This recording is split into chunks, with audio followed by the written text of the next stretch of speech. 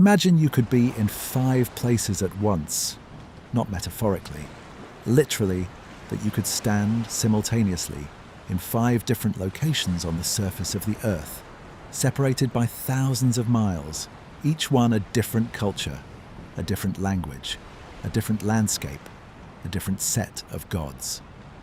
The year is approximately 3100 BCE, 5,100 years ago. In the first place, you are standing in the flat alluvial plain of southern Mesopotamia in what is now southern Iraq. The land between the 2 great rivers, the Tigris and the Euphrates, is dense with settlements. The air smells of river mud and grain dust and the smoke of cooking fires. The city around you is larger than anything that has ever existed before in human history. A place of tens of thousands of people with organized streets and specialized craftsmen and temple complexes rising above the surrounding flatlands. And in one of those temple complexes, in a room lit by oil lamps, a scribe is pressing a stylus into a wet clay tablet. He is not writing poetry. He is not writing theology. He is writing an account of grain. How much was received? From whom? For what purpose? The marks he is pressing into the clay are the oldest writing system in the world, in its earliest known form. The wedge-shaped marks of cuneiform not yet fully developed, but already functional, already capable of recording the administrative complexity of a city that has outgrown human memory. In the second place, you are standing in the Nile Valley, in what is now Egypt, at the precise moment when the long prehistory of this landscape is crystallizing into something new. A king named Narmer, or possibly the man who would be known as Menes, the first pharaoh of the First Dynasty, has just completed the unification of the 2 lands, Upper and Lower Egypt, under a single crown. On a carved palette of grey-green siltstone, his image records the achievement. The king triumphant, smiting a fallen enemy, the 2 crowns of Egypt on his head. And on the walls of the earliest tombs of this new unified state, symbols are appearing. Not yet the elaborate hieroglyphic script of later centuries, but the unmistakable precursors. The same pictographic logic, the same combination of sound and image, the same impulse to encode language in marks on a surface that will outlast the maker. In the third place, you are standing on the alluvial plain of what is now Pakistan, in the Indus Valley. Here, too, cities are rising. Not the walled, temple-dominated cities of Mesopotamia, but something stranger, and in some ways, more modern. Grid-plan streets, standardized mud brick sizes, covered drainage systems that would not be seen again in the Western world for 3,000 years. Weights and measures standardized to a degree that implies coordinated administration across a wide geographic area. And here too marks are being made. A script, the Indus Valley script, 4,000 to 5,000 signs, found on seals and pottery and small objects, that has never been deciphered. That remains, 5,000 years later, completely unread. The only major ancient writing system in the world that no one has cracked. In the fourth place, you are standing on the floodplains of the Yellow River in what is now northern China. The Longshan culture is at its height, a sophisticated late Neolithic society with polished black pottery of extraordinary thinness, with walled settlements, with evidence of craft specialization and long-distance trade. The legendary Yellow Emperor, Huangdi, is placed by Chinese tradition at approximately this date. The mythological first ruler, the inventor of writing and medicine, and the compass. And on oracle bones and pottery shards from this period, marks are appearing that bear an unmistakable relationship to what will eventually become Chinese writing. The specific script will take centuries more to fully develop, but the impulse, the encoding of language in marks, is here, now. at this moment. In the fifth place, you are in Mesoamerica. The Olmec civilization has not yet reached its full flowering that will come centuries later, with the great basalt heads and the ceremonial centers at San Lorenzo and La Venta. But the cultural precursors are here, in the Pacific coastal lowlands of what is now Mexico and Guatemala. The beginnings of the calendrical and symbolic traditions that will eventually produce the Maya and the Aztec. The first stirrings of the civilizational complex that will independently develop writing, astronomy, monumental architecture, and organized religion in complete isolation from the old world. 5 places. 1 year. 5 different landscapes, 5 different languages, 5 different cosmological frameworks, 5 different material cultures. And in all 5 places, at approximately the same moment, something is crystallizing that has never existed before in human history. Civilization. My name is Arthur, and tonight we are going to sit with one of the most genuinely puzzling facts in the whole of human history. Not puzzling in the sense of mysterious or supernatural, puzzling in the precise scientific sense. Here is a pattern in the data that the existing explanations do not fully account for. Why did every advanced civilization on Earth appear at approximately the same time? Before we go further, I want to say hello to whoever is listening right now. I don't know what time it is for you. I don't know whether you're in bed with the light off or sitting somewhere quiet or drifting in and out of sleep with this playing in the background. I don't know whether you've been following this series from the beginning or whether tonight is the first time you've joined me in the dark. If it's your first time, welcome. Arthur's Sleepy History is a place for the questions that resist easy answers. We go slowly here, we hold the evidence carefully, and we try to be honest about the difference between what the evidence actually shows and what we would like it to show. If you've been here before, hello again. Tonight's question is in some ways the culmination of everything we've been building toward across the series. We've been asking, from different angles, how old human civilization really is and what disrupted its earlier development. Tonight, we're going to sit with the moment when it reappeared. When the world that had been building toward complexity since the end of the Ice Age suddenly, across 5 different continents, crossed the threshold. Leave a comment if you feel like it.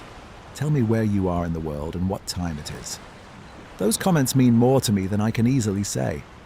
And if you want to be here every time I find something worth wondering about, the subscribe button is just there. All right, let's talk about simultaneity. The civilizations I described in the opening, Sumer, Egypt, the Indus Valley, early China, early Mesoamerica, did not all emerge at precisely the same moment. I want to be clear about that, because precision matters, and the details are important. Sumer is the earliest by several centuries. The first cuneiform tablets date to approximately 3,400 to 3,200 BCE, and the first cities of the Uruk period are somewhat earlier still. The unification of Egypt under the First Dynasty is conventionally dated to approximately 3,100 BCE.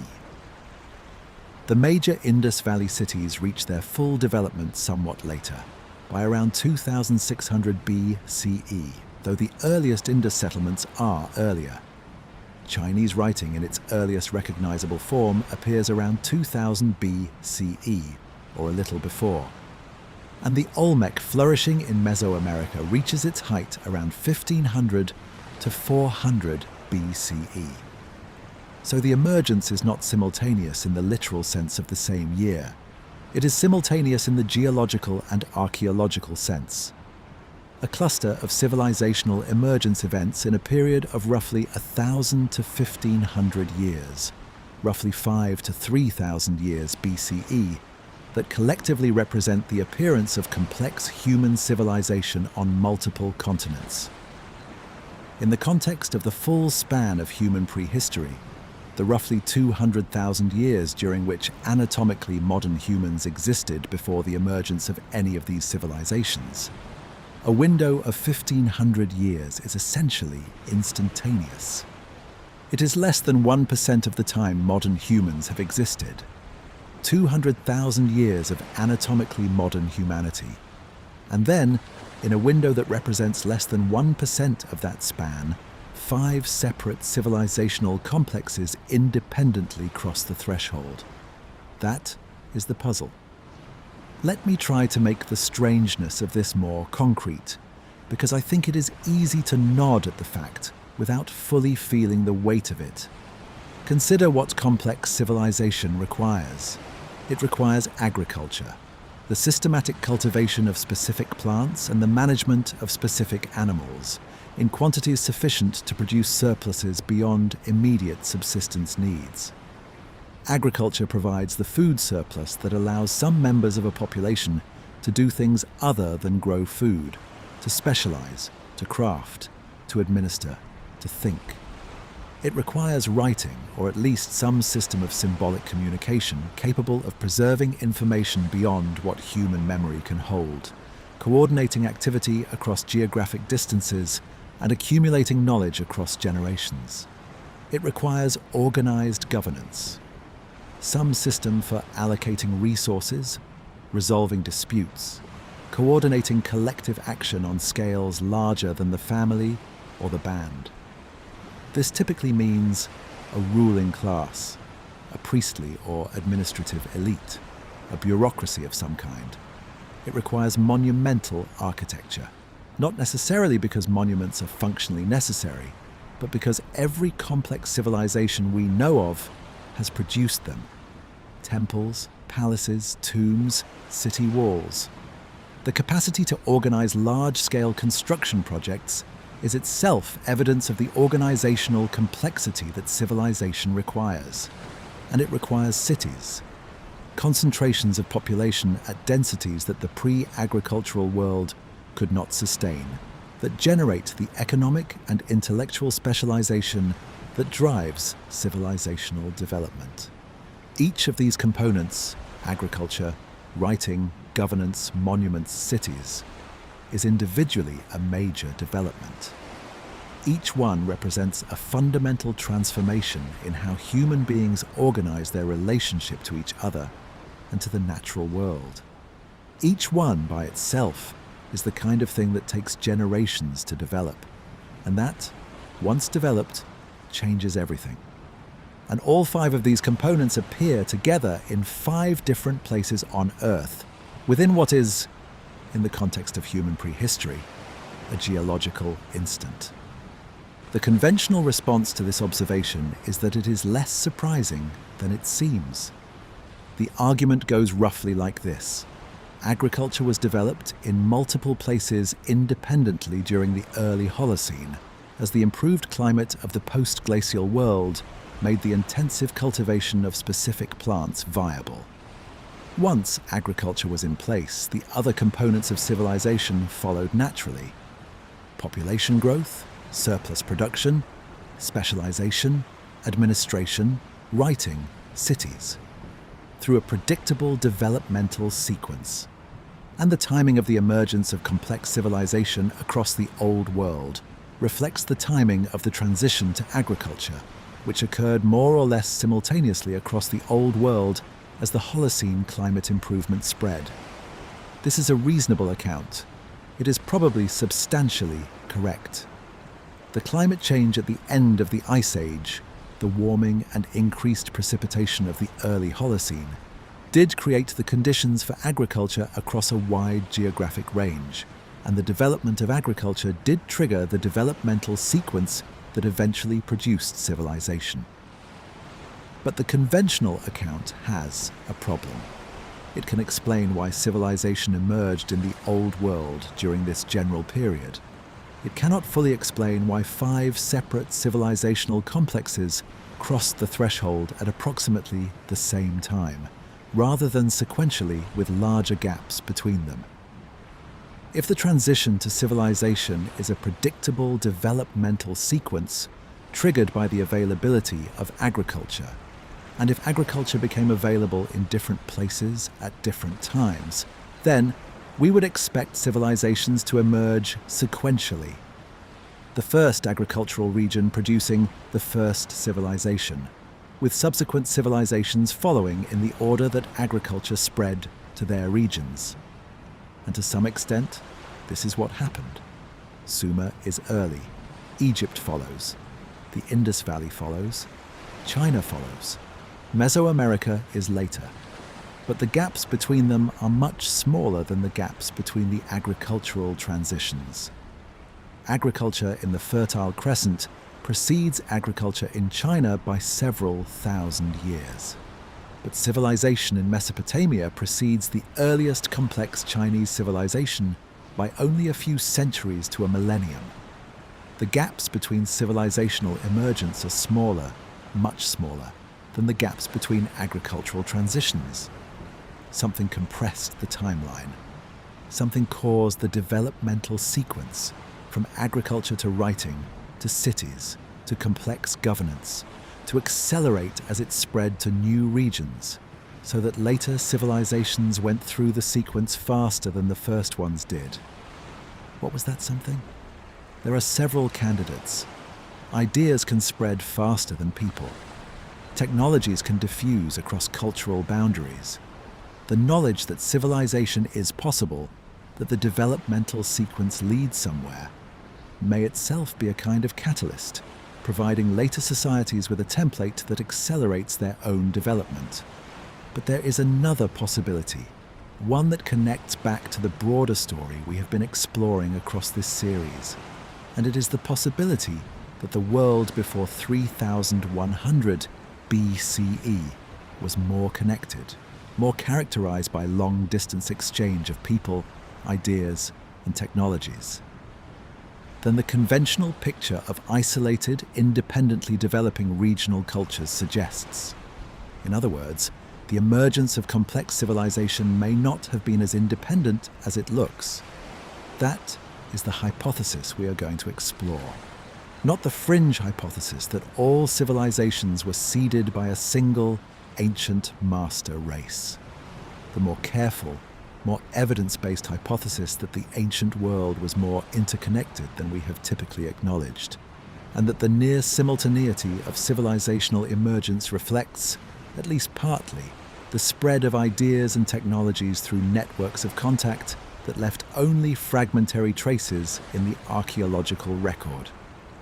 And interwoven with that is the deeper question of the recovery timeline, the end of the Ice Age, the Younger Dryas, the catastrophes we have explored in earlier videos, and the specific moment, approximately 3,100 years BCE, when the world had recovered enough from those catastrophes for the full expression of human organizational capacity to appear. We are going to take all of this slowly. The night is long. The puzzle is real. And the answer, whatever it turns out to be, is going to be more interesting than a simple yes or no. Let me spend more time with what the world looked like in the centuries immediately before 3100 BCE, because the conventional picture of this period has been significantly revised in recent decades. The period from approximately 4000 to 3100 BCE is called, in the archaeology of the ancient Near East, the Uruk period, named after the city of Uruk in southern Mesopotamia, which is the largest and most influential settlement of the era. The Uruk period is when the preconditions for civilization were assembled, the first true cities, the first administrative bureaucracies, the first temple complexes of the scale that would characterize later Sumerian religion. But the Uruk period is also characterized by something archaeologists call the Uruk expansion, a phenomenon not fully recognized until the late 20th century that significantly complicates the picture of independently developing regional cultures. Between approximately 3,500 and 3,100 BCE, Uruk-style material culture, the specific pottery, the administrative technologies, the architectural traditions of the city of Uruk, spread across an enormous geographic area. Not gradually the way cultural traits typically diffuse through extended contact and slow adoption. Rapidly and specifically, in the form of what appear to be actual Uruk colonies or trading posts established at strategic locations across the ancient Near East. Uruk-style material has been found at sites in Syria, Turkey, Iran, and the Caucasus. At some sites, Habuba Kabira on the Euphrates in Syria is the best studied example. Entire communities appear to have been established by people from southern Mesopotamia, maintaining their distinctive material culture in the midst of local populations with entirely different traditions. What was the Uruk expansion? The most widely accepted interpretation is that it was a commercial phenomenon, that the people of Uruk were extending their trading networks to secure access to raw materials that the alluvial plains of southern Mesopotamia could not provide. Metals, stone, timber, precious stones, everything that a complex urban civilization requires. But the Uruk expansion also implies something else. It implies that the world of 4,000 to 3,100 BCE was already more connected than the conventional picture of isolated regional cultures would suggest. The cities of early Mesopotamia were not emerging in isolation.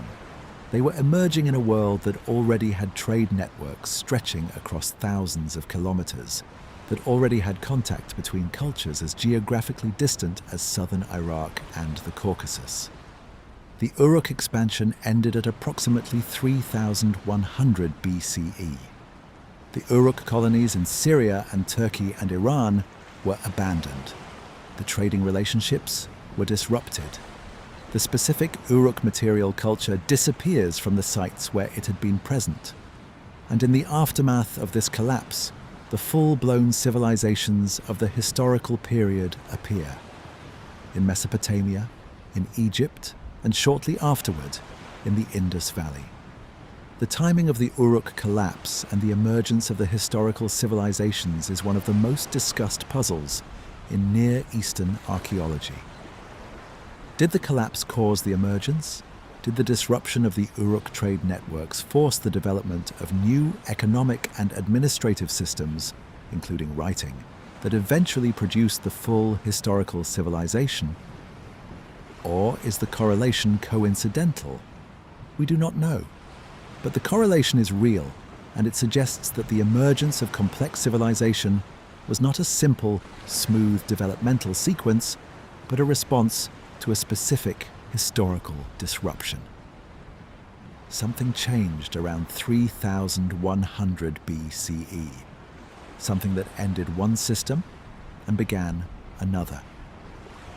And understanding what that something was, understanding why this specific moment, this specific window, is the question that will carry us through the rest of tonight's journey. Let me take you to Uruk. Not the Uruk of the later historical period, not the city of Gilgamesh, the hero who built the famous walls, and whose name appears on the king list. I mean, the earlier Uruk. The Uruk of the 4th millennium BCE, the city that existed before the lists and before the legends, the city that was doing something that had never been done before in the history of the world. Uruk at its peak, around 3,200 BCE, was a city of perhaps 40 to 50,000 people. That number is difficult to put in context because we have no other number to compare it to. There were no other cities of comparable size anywhere in the world at that time. Uruk was not one city among many. It was the city, an unprecedented concentration of human beings in a single place, sustained by the agricultural productivity of the surrounding irrigated plain and governed by an administrative apparatus of extraordinary complexity. The city was centered on two major temple complexes, the Eanna precinct, dedicated to the goddess Inanna, and the Anu precinct, dedicated to the sky god Anu. These are not the simple structures of earlier religious practice. They are monumental, large enough and elaborate enough to require the organized labor of significant portions of the city's population for their construction and maintenance. The White Temple on the Anu ziggurat is one of the earliest true ziggurats. The stepped temple platform that would become the defining architectural form of Mesopotamian civilization. But what makes Uruk most significant for our purposes tonight is not its size or its temples. It is what was found in the ruins of the Eanna precinct, in deposits dating to approximately 3,200 to 3,000 BCE tablets. Thousands of clay tablets inscribed with the earliest writing in the world, not the sophisticated cuneiform of later Sumerian literature, not the poetry of Inanna and Gilgamesh and the creation myths. The earliest tablets are administrative documents, records of grain and livestock and labor, lists of workers and their rations, accounts of goods received and distributed. The first written text in human history is a spreadsheet. I find this both deeply appropriate and quietly hilarious.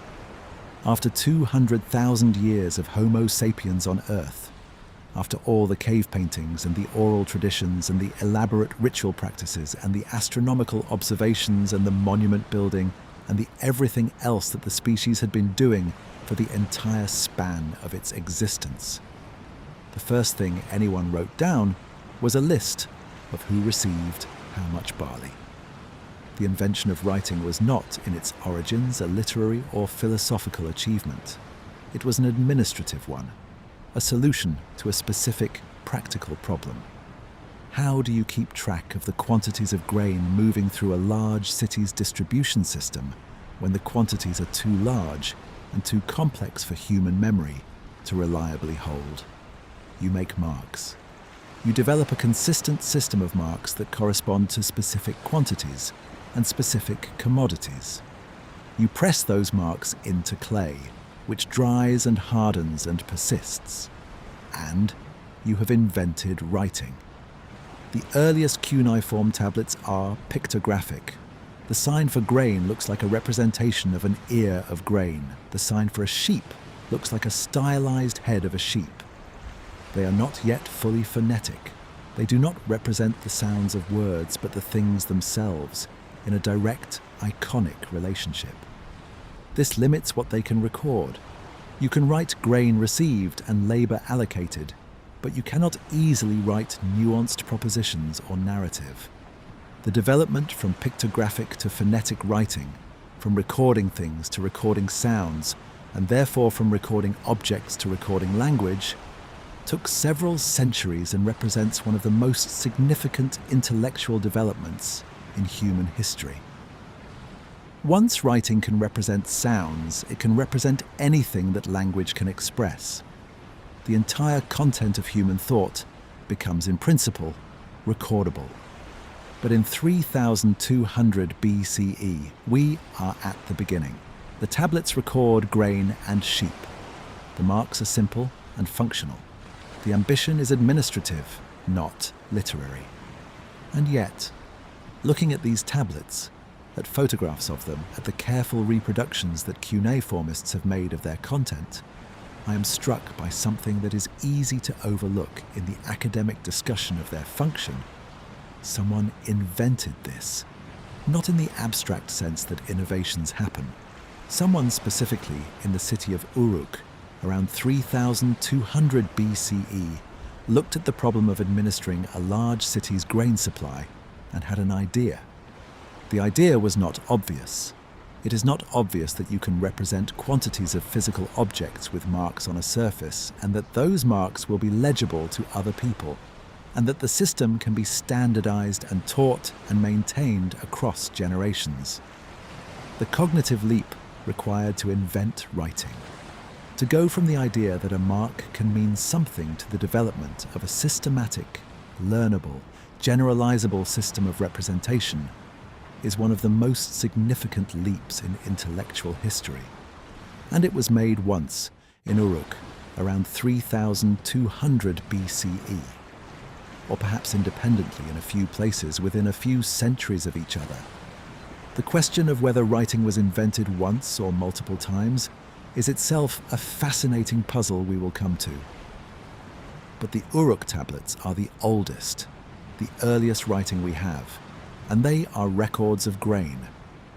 Let me tell you more about what the early tablets actually contain, because the specifics are revealing.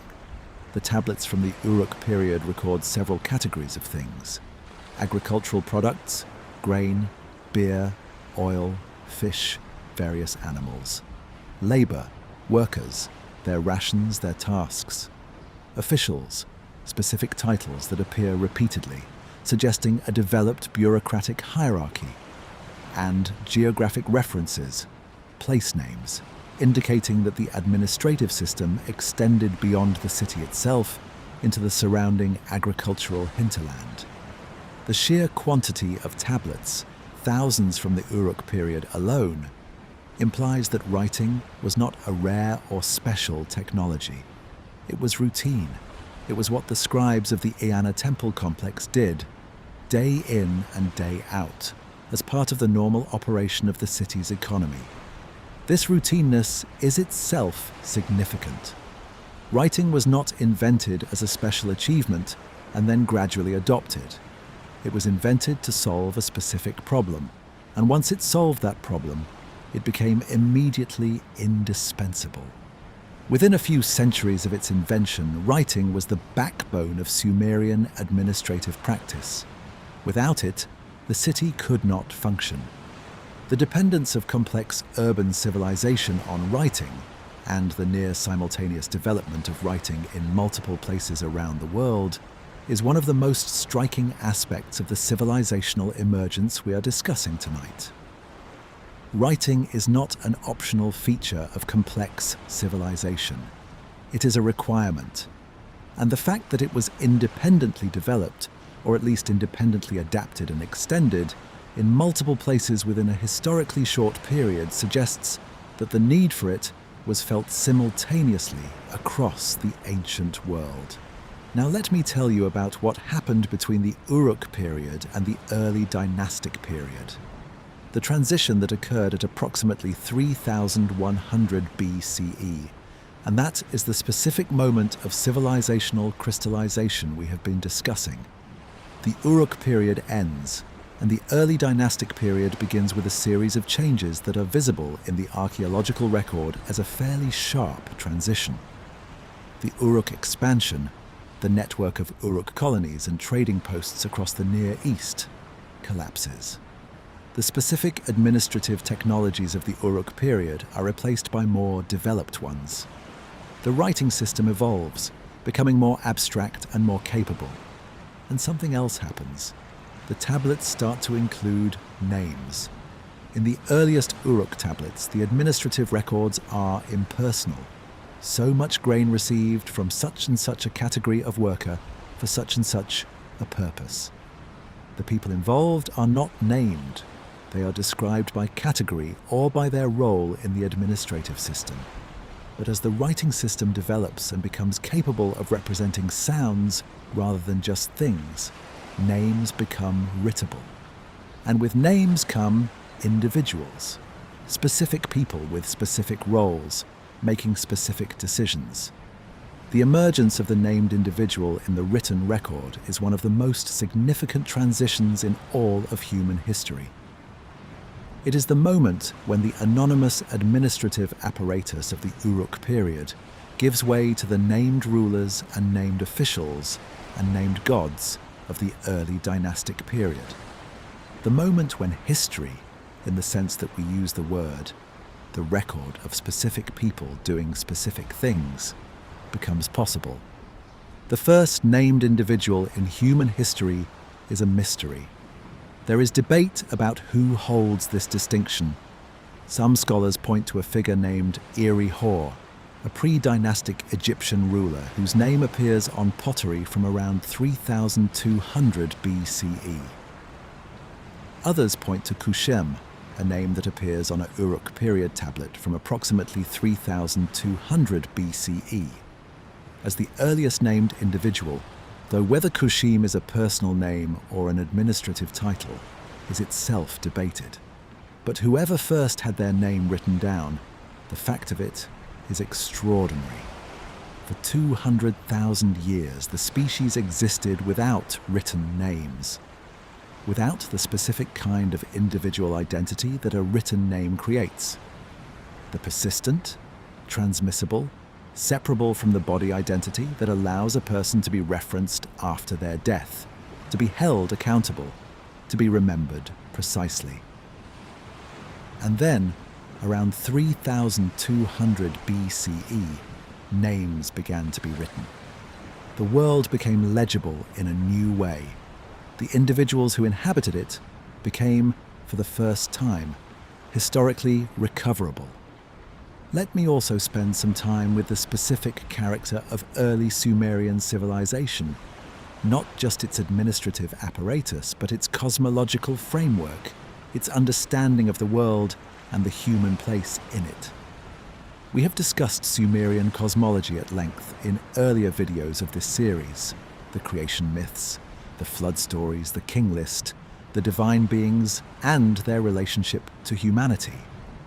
But I want to revisit a specific aspect of Sumerian cosmological thinking that is relevant to the question of why civilization emerged when it did. The Sumerians understood their civilization as a gift, not in a vague metaphorical sense. Literally, the specific technologies and institutions that made complex urban life possible: writing, agriculture, crafts, kingship, the legal system, the priestly offices, were understood as me, the divine laws given to humanity by the gods. We discussed the me at length in the video on the Sumerian king list. They are the fundamental forms of civilized life, the modes of being that make organized, complex human existence possible.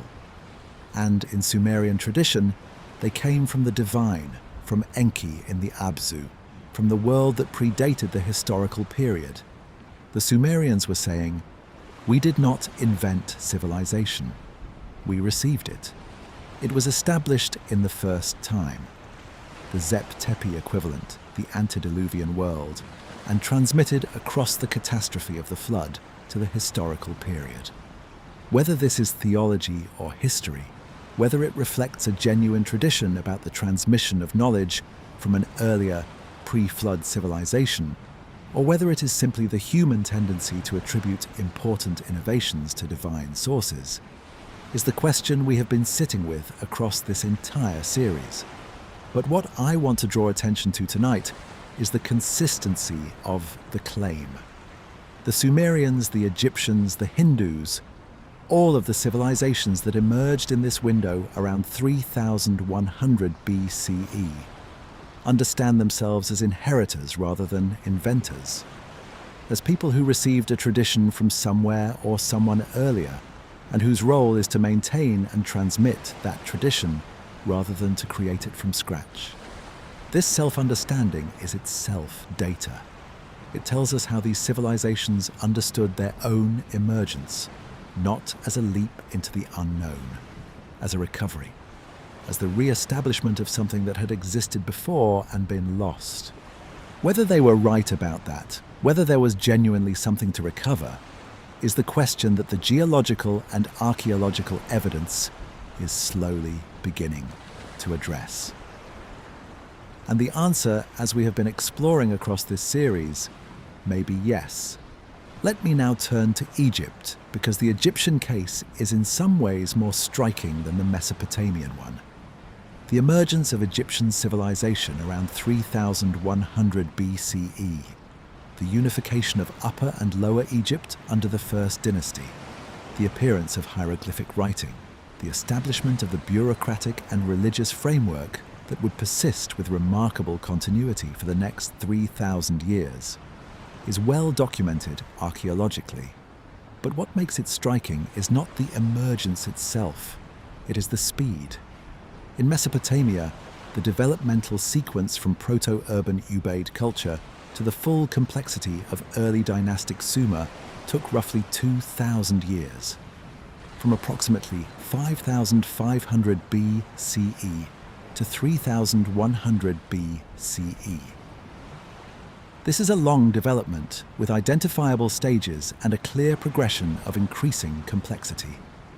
In Egypt, the development from the earliest pre-dynastic cultures to the unified First Dynasty takes approximately 1,000 years, from roughly 4,000 BCE to 3,100 BCE.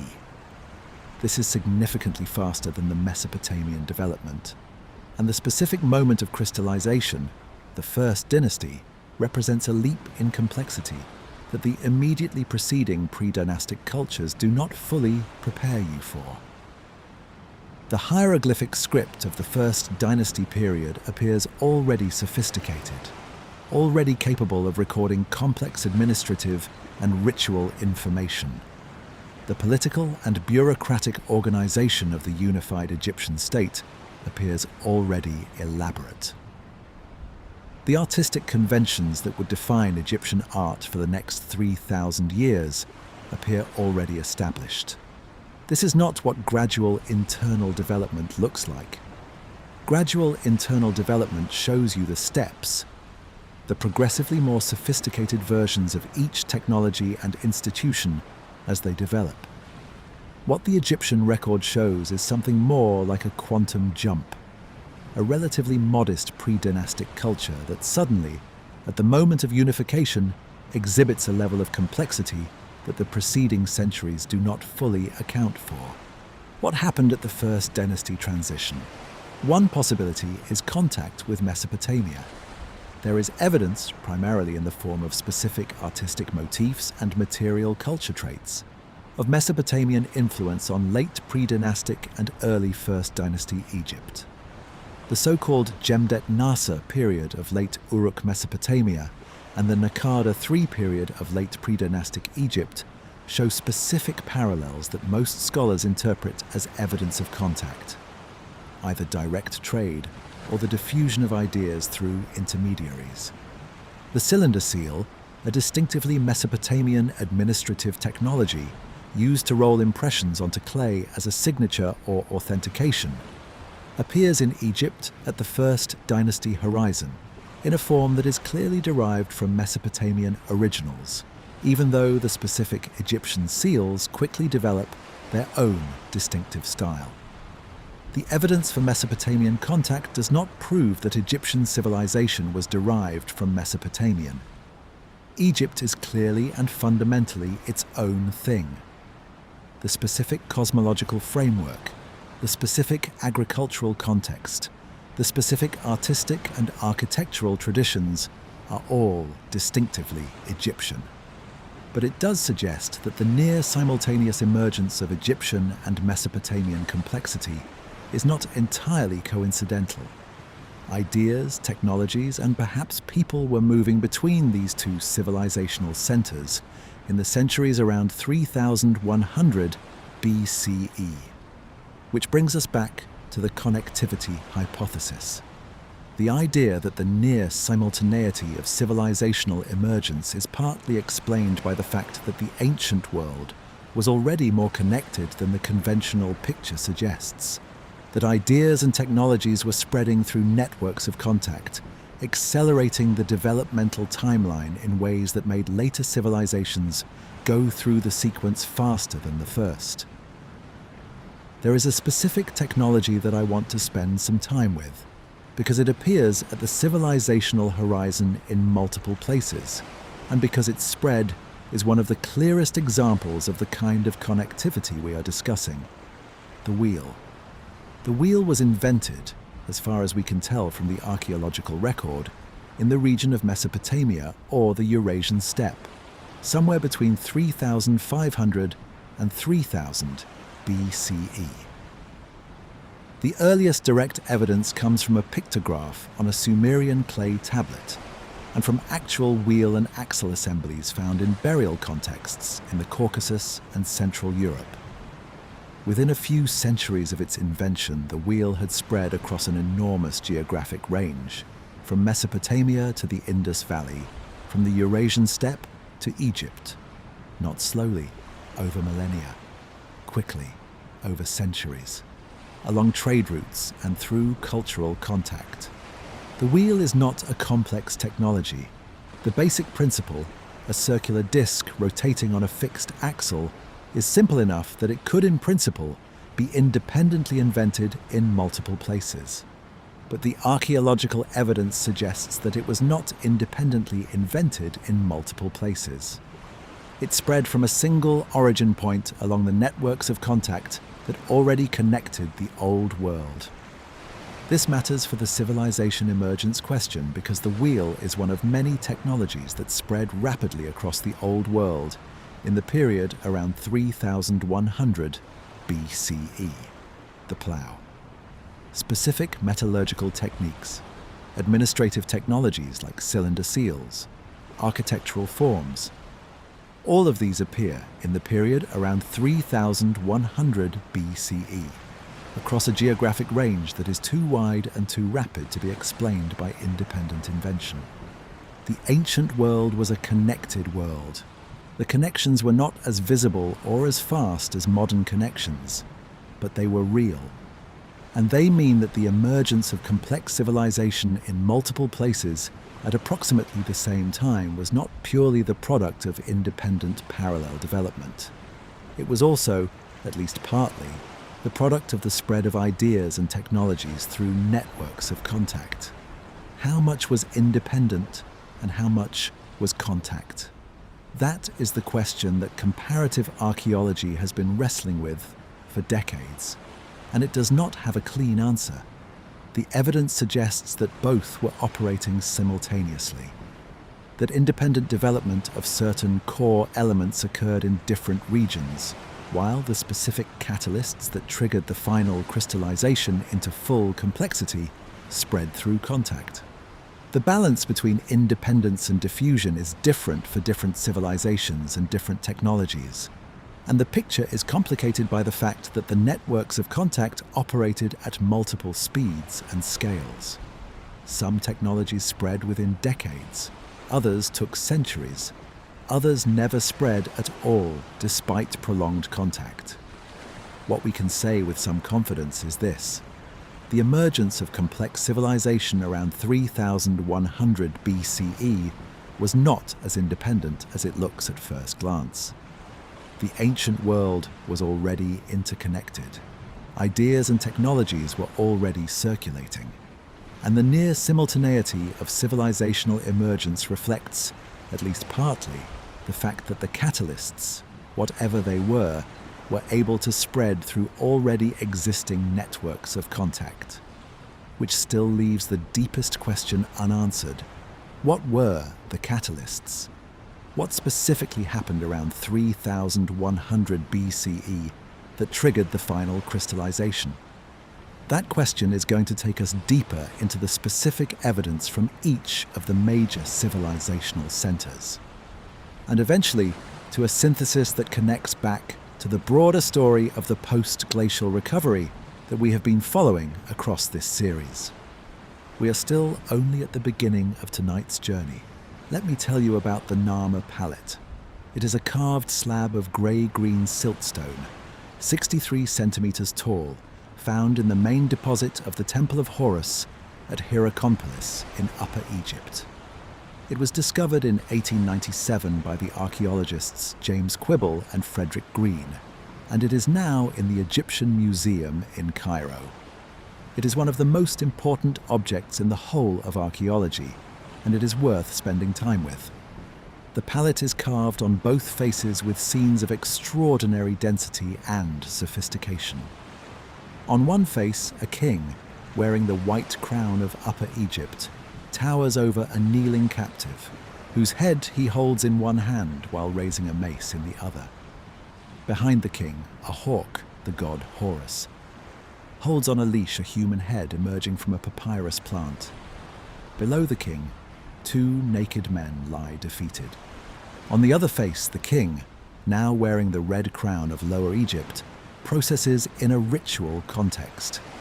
And below the main register, two fantastic animals with intertwined necks form a circular depression that may have been used to grind cosmetics. The Narmer palette is dated to approximately 3100 BCE. It is the earliest representation we have of a named Egyptian king. The name Narmer appears in the hieroglyphic inscription at the top of both faces. A catfish above a chisel, the name in a serek, the earliest form of the royal cartouche. What makes the palette significant for our purposes tonight is not just its age, it is what it reveals about the level of artistic, symbolic, and administrative sophistication that Egyptian civilization had already achieved at its earliest documented moment. The composition is not tentative, it is not primitive, it is confident, elaborate, hierarchically structured, and filled with symbolic meaning that clearly reflects a developed and coherent cosmological framework. The size conventions, the king is larger than the captive, who is larger than the soldiers below, are already in place. The canonical Egyptian artistic tradition in which the most important figures are represented at the largest scale is already fully operative. This is not a culture finding its feet. This is a culture that already knows what it is. And that quality, the immediate confidence of early Egyptian civilization, the sense that it arrives already knowing its own conventions and its own cosmological framework, is one of the most striking things about the First Dynasty transition. The Egypt of Narmer is not an earlier, simpler version of the Egypt of Rameses. It is recognizably the same civilization, already in possession of the essential forms that will persist for the next 3,000 years. Where did that confidence come from? The conventional answer is the pre-dynastic period, the 1,000 years of cultural development in the Nile Valley that preceded the First Dynasty. And there is truth in this. The pre-dynastic cultures of Egypt show a clear progression of increasing complexity. The Badarian, the Amratian, the Gurzian, the Naqada, 1, 2, and 3 phases, each building on the previous one. The artistic conventions, the religious practices, the political organization that eventually crystallized in the First Dynasty all have roots in this long pre-dynastic development. But the pre-dynastic cultures also show something else. They show the influence of external contacts, of ideas and technologies and artistic motifs arriving in Egypt from outside, particularly from Mesopotamia and from the cultures of the Eastern Sahara and Sub-Saharan Africa. Egypt, at the First Dynasty transition, was not a closed, internally developing culture. It was a culture that had been absorbing influences from a wide geographic range and synthesizing them into something distinctively its own. The Egyptian civilization that appears at 3100 BCE is the product of a long internal development plus a specific moment of synthesis, a moment when the accumulated internal tradition and the accumulated external influences crystallized into the coherent, confident, fully formed entity that the Narmer palette represents. Now let me take you somewhere very different. The Indus Valley. The Indus Valley civilization, sometimes called the Harappan civilization after its first excavated city, is in some ways the most mysterious of the major early civilizations, and in some ways the most modern. It covers an area larger than ancient Egypt and Mesopotamia combined. At its peak, around 2600 to 1900 BCE, it may have had a population of 5 million people, making it the largest of the early civilizations by population. The major Indus Valley cities, Harappa in what is now Pakistan, Mohenjo-Daro further south, and dozens of smaller settlements across the Indus and Saraswati river systems, are remarkable for a specific quality that is immediately apparent to anyone who studies their layout. They are planned, not in the informal, organic way that most ancient cities developed, not a warren of irregular streets and buildings accumulated over generations of ad hoc construction. The major Indus Valley cities are laid out on a grid. Streets run at right angles to each other. Blocks of housing are regular in size and orientation. The city is organized according to a plan. This is extraordinary. Planned cities are a late development in most of the world's urban traditions.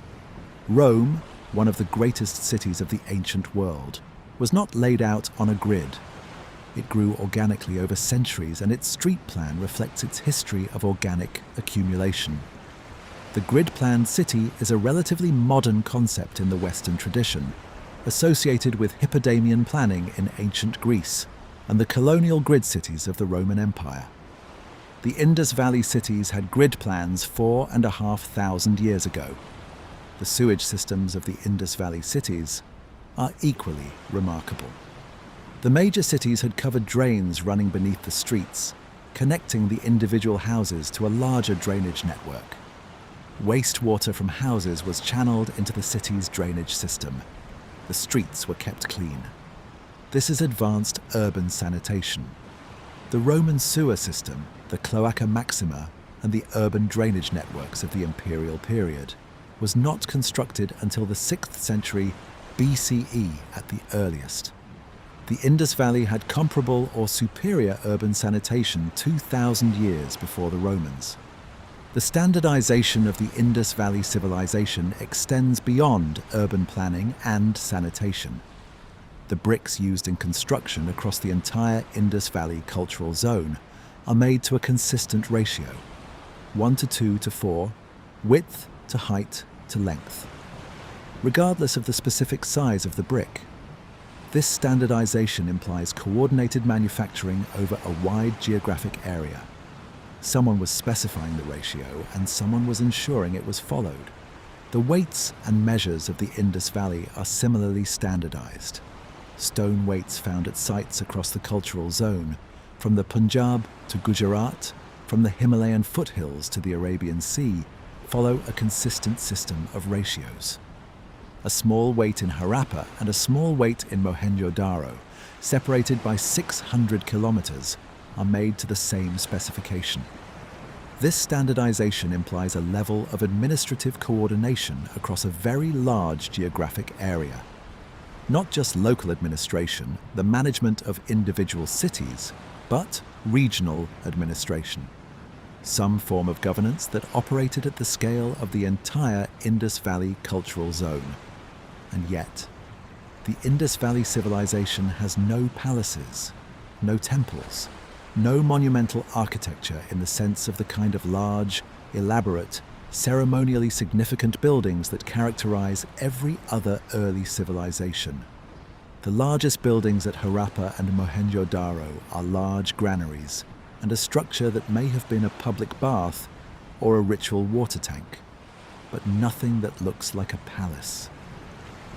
Nothing that looks like a temple in the Mesopotamian or Egyptian sense. There are no royal tombs. The burials found at Indus Valley sites are relatively modest. No great pyramids, no royal cemeteries with elaborate grave goods. If there was an elite in the Indus Valley civilization, and the administrative complexity implies that there was, they did not display their status through the kind of ostentatious burial and monumental architecture that every other early elite did. There is no evidence of warfare. The Indus Valley civilization, which covered an enormous geographic area and apparently had a substantial population, left almost no skeletal evidence of violent death. No weapons designed for warfare, no fortifications designed to repel armies, no depictions of warfare in the art. And then there is the script. The Indus Valley script is found on small steatite seals. Objects used as administrative tools, pressed into clay to leave an impression.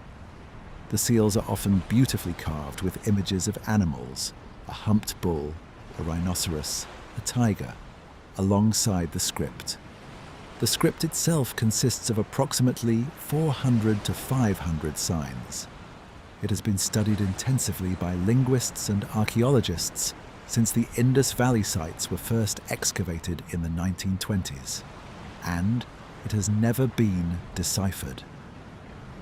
This is not for lack of trying. Some of the most sophisticated cryptographic and linguistic tools available have been applied to the Indus script. Statistical analyses of sign frequency and sequence, comparison with other undeciphered scripts, attempts to identify loanwords or proper names. None of it has produced a convincing decipherment. Why?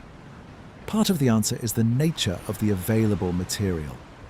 The Indus script appears only on small seals and on a small number of other objects. The inscriptions are short, typically 5 to 7 signs, rarely more than 20. There is nothing comparable to the Rosetta Stone. No bilingual text that would allow a scholar to map the Indus signs onto a known language. Part of the answer may be the nature of the language itself. If the Indus Valley language belongs to a family that has no surviving relatives, if it is a language isolate, like Sumerian, then there is no comparative linguistic foundation from which to build a decipherment. And part of the answer may be that the script records something other than a spoken language. Some researchers have proposed that the Indus script is not a writing system in the full sense, but a system of symbols for administrative or religious purposes. A limited notational system rather than a complete representation of spoken language. If this is correct, the script may be undecipherable, not because we lack the tools, but because there is no language to decode. The undeciphered script of the Indus Valley is one of the most tantalizing mysteries in all of archaeology. It is the voice of a civilization that has not yet spoken to us. 4,500 years of silence from one of the largest and most sophisticated cultures of the ancient world. What does the Indus Valley script say? What were the Harappan people recording on their seals? What administrative, religious, or personal information do those 5 to 7 signs per seal contain? We do not know. We may never know. And that not knowing, that specific, particular, irreducible gap in our knowledge of the ancient world, is one of the most unsettling things about studying this period. Now let me briefly take you to early China, because the Chinese case adds a different dimension to the picture. The emergence of complex civilization in China is somewhat later than in the Near East. The earliest phase of what most scholars would recognize as full civilization, the early Tu culture, dates to approximately 1900 to 1500 BCE. But the cultural precursors reach back significantly further. The Longshan culture, which flourished from approximately 3000 to 1900 BCE, is a late Neolithic society of sophisticated complexity. Longshan settlements show evidence of marked social stratification. Some burials are much richer than others, implying a social hierarchy. The Longshan pottery is extraordinarily refined. The eggshell ware, polished to a surface that looks almost metallic and sometimes as thin as 1 millimeter, represents a peak of ceramic technology that has rarely been matched. And in Longshan contexts, marks are appearing on pottery that some scholars believe are the precursors of Chinese writing. The relationship between these early marks and the mature Chinese script of the Shang dynasty oracle bones, which dates to approximately 1200 BCE, is debated. The pictographic similarity between some Longshan marks and some later oracle bone characters is striking, but may be coincidental. What is clear is that the Chinese civilizational tradition, like the Mesopotamian and Egyptian ones, does not appear without precursors. It emerges from a long period of increasing cultural complexity, with roots that extend back well before the conventional beginning of Chinese civilization. Unlike the Mesopotamian and Egyptian traditions, the Chinese tradition understands its civilization as received rather than invented. The legendary Yellow Emperor, Huangdi, is credited in Chinese tradition with the invention of writing, the compass, and numerous other civilizational technologies. He is placed at approximately 2700 BCE, considerably before the earliest documented evidence of these technologies in China. The Chinese tradition, like the Sumerian and Egyptian ones, is saying, "We did not create this from nothing. Someone came before. Someone established the foundations. We are the inheritors." The pattern is consistent across every major early civilization. The self-understanding is always of inheritance, not invention, of recovery, not creation. What they believed they were recovering from, what catastrophe or transition preceded the civilizational emergence and left the survivors with the sense that they were inheriting something rather than creating something, is the question we will keep pressing as the night continues. But before we leave the Indus Valley entirely, I want to spend more time with the question of what happened to it. Because the Indus Valley civilization did not just emerge at approximately 3100 to 2600 BCE and persist to the present. It declined and disappeared, and the manner of its disappearance is almost as mysterious as its appearance. The decline of the Indus Valley civilization was gradual rather than sudden. It is not, as far as we can tell, the result of a single catastrophic event. Beginning around 1900 BCE and continuing over several centuries, the major cities were progressively abandoned. Mohenjo-Daro and Harappa declined in population and eventually in the quality and complexity of their material culture. The standardized brick sizes and the sophisticated drainage systems disappeared. The script stopped being used. By approximately 1300 BCE, the Indus Valley civilization as a recognizable cultural entity had ceased to exist. Why? The conventional explanation for many decades was invasion. The Aryan invasion theory, which proposed that the decline of the Indus Valley civilization was caused by the arrival of Indo-European-speaking peoples from the Eurasian steppe, who overwhelmed the indigenous population. This theory, popular in the 19th and early 20th centuries, was supported by a few fragmentary skeletal remains, showing signs of violence, and by the later appearance of Sanskrit-speaking cultures in the same region. The Aryan invasion theory is now largely discredited. The skeletal evidence of violence is too sparse and too ambiguous to support a conquest narrative. The genetic evidence, which has become much more refined in recent years, shows a complex picture of population mixing rather than replacement. And the timing of the archaeological decline does not fit neatly with the proposed invasion timeline. The current consensus explanation focuses on environmental factors, specifically a prolonged drought that affected the Indus Valley region beginning around 2200 to 1900 BCE. This drought, which is documented in multiple independent paleoclimatological records, corresponds to a broader climate event called the 4.2 kiloyear event that affected a wide area of Asia and the Middle East and may have contributed to the decline of multiple civilizations simultaneously, including the Akkadian Empire in Mesopotamia. The Indus Valley cities were dependent on the reliable monsoon rains for their agricultural productivity. A prolonged reduction in monsoon rainfall would have reduced agricultural yields, stressed the population, and eventually made the large cities unsustainable. The population would have dispersed, moving away from the drought-affected river systems to areas where rainfall was more reliable. This explanation is plausible and is consistent with the paleoclimatological evidence.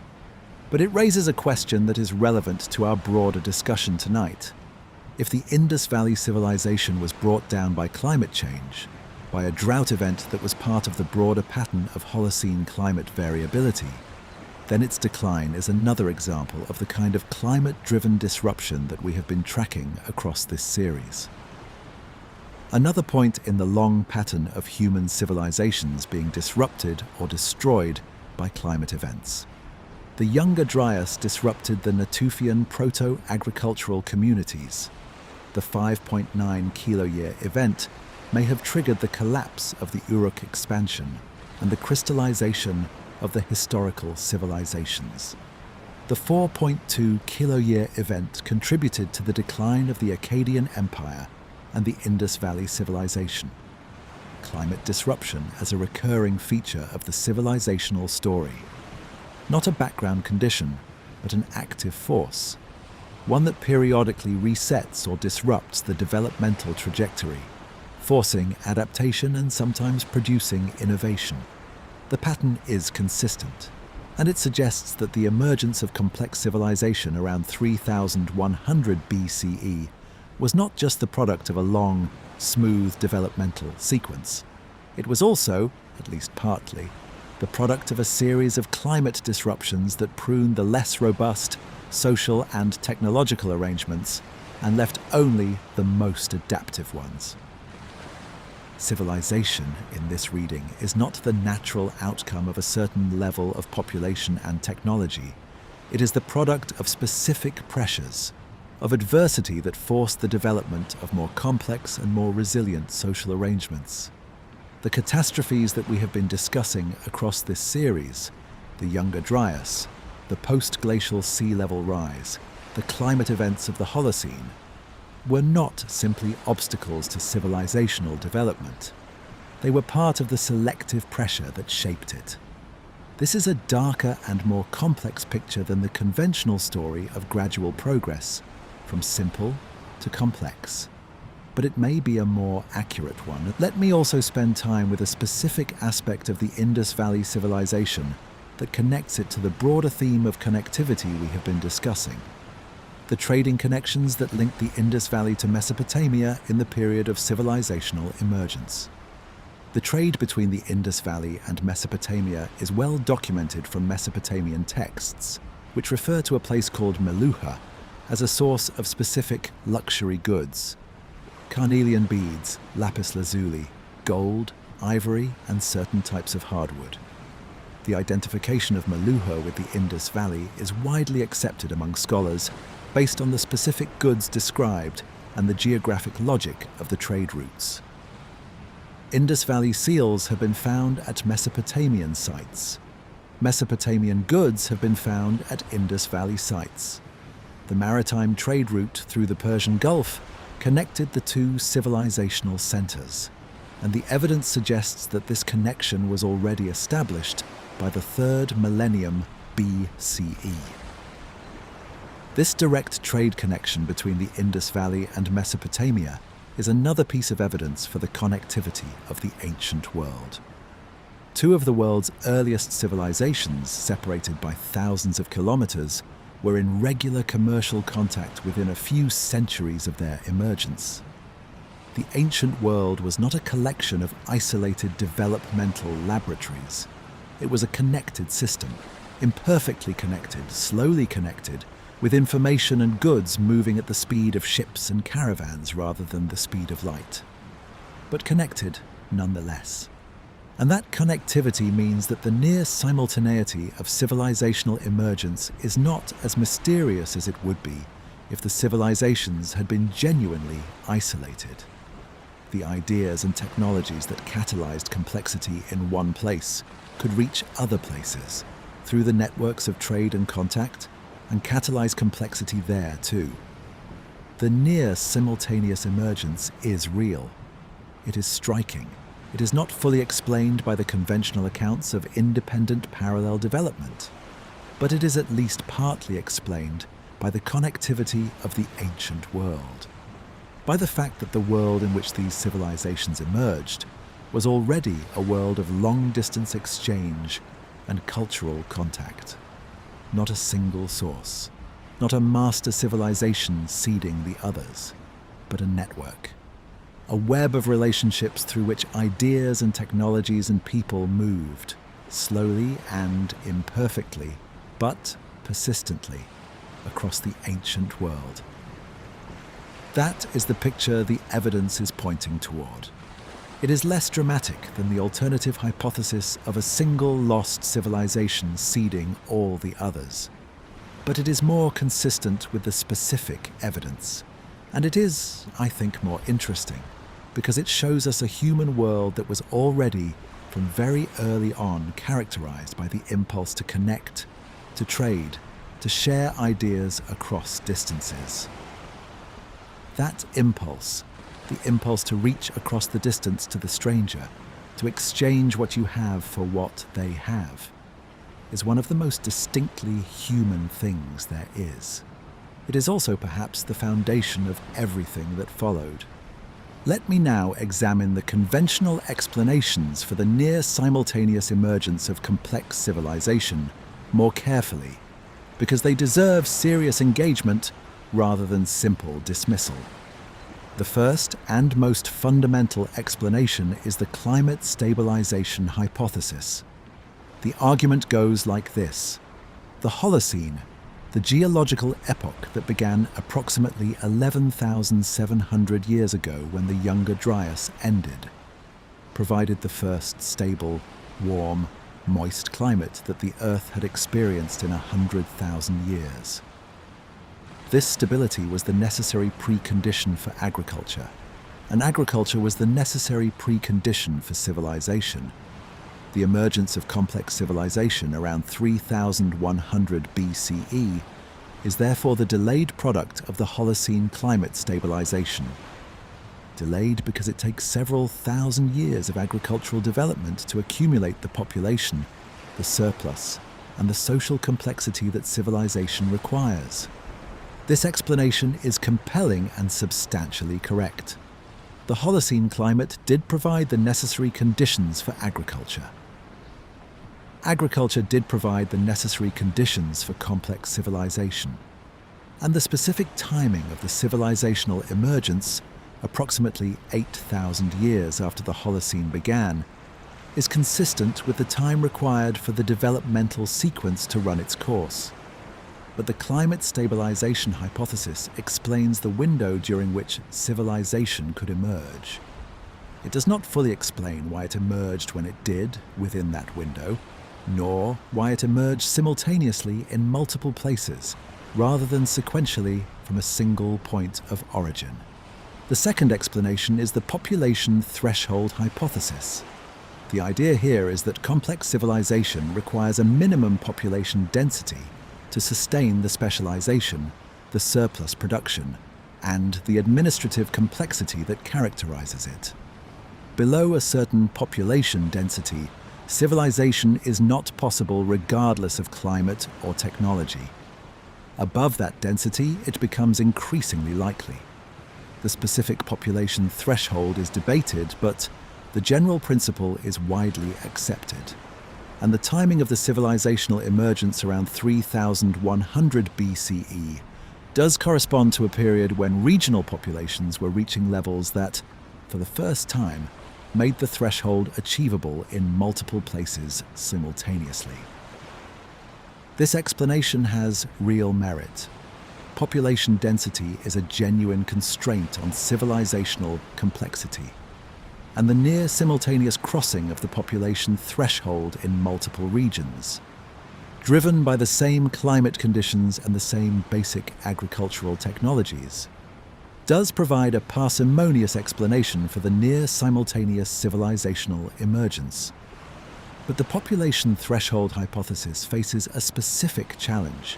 It predicts that civilization should have emerged gradually, as populations slowly cross the threshold in different regions at different times. The archaeological record, however, shows something more abrupt. Civilizations that appear relatively suddenly, crossing the threshold faster than a purely demographic process would predict. The third explanation is the agricultural intensification hypothesis. The argument here is that a specific technological innovation, typically the development of irrigation agriculture, allowed populations in the major river valleys to intensify their agricultural production dramatically, crossing the population threshold and generating the surplus that civilization requires much faster than rain-fed agriculture would allow. Irrigation agriculture is transformative. In the flat, dry alluvial plains of southern Mesopotamia, rainfall alone is insufficient to sustain large-scale agriculture.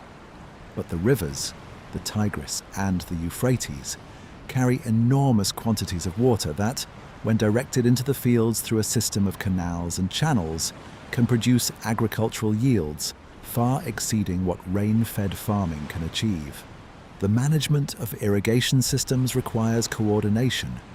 Someone needs to decide when the canals are opened and closed, how water is allocated between competing users, how the channels are maintained, and that coordination is itself a driver of the kind of administrative complexity that eventually produces the state. The irrigation hypothesis is compelling for Mesopotamia specifically. It explains why civilization emerged there when and where it did. The specific combination of flat terrain, major rivers, and an arid climate that made irrigation both possible and necessary. And it connects the emergence of administrative complexity directly to the physical requirements of irrigation management. But the irrigation hypothesis is less convincing as a global explanation. Egypt's agriculture was driven by the Nile flood rather than by managed irrigation channels. The Indus Valley's agriculture relied on seasonal flooding and rainfall rather than the kind of canal irrigation that characterizes Mesopotamia. And in China and Mesoamerica, the specific agricultural systems were different again. Each region developed its own version of intensive agriculture, suited to its own geographic and climatic conditions. The common thread is intensification, the development of agricultural practices that dramatically increased yields. But the specific mechanisms varied significantly. The fourth explanation is the writing catalyst hypothesis. This is more specific than the others. It argues that the invention or adoption of writing was the key catalyst that enabled the final crystallization into full civilization. Writing is what made large-scale administration possible. Writing is what allowed the coordination of labor, resources, and information across the geographic scales that complex civilization requires. Without writing, there is a ceiling on how complex an administrative system can become. With writing, that ceiling is removed.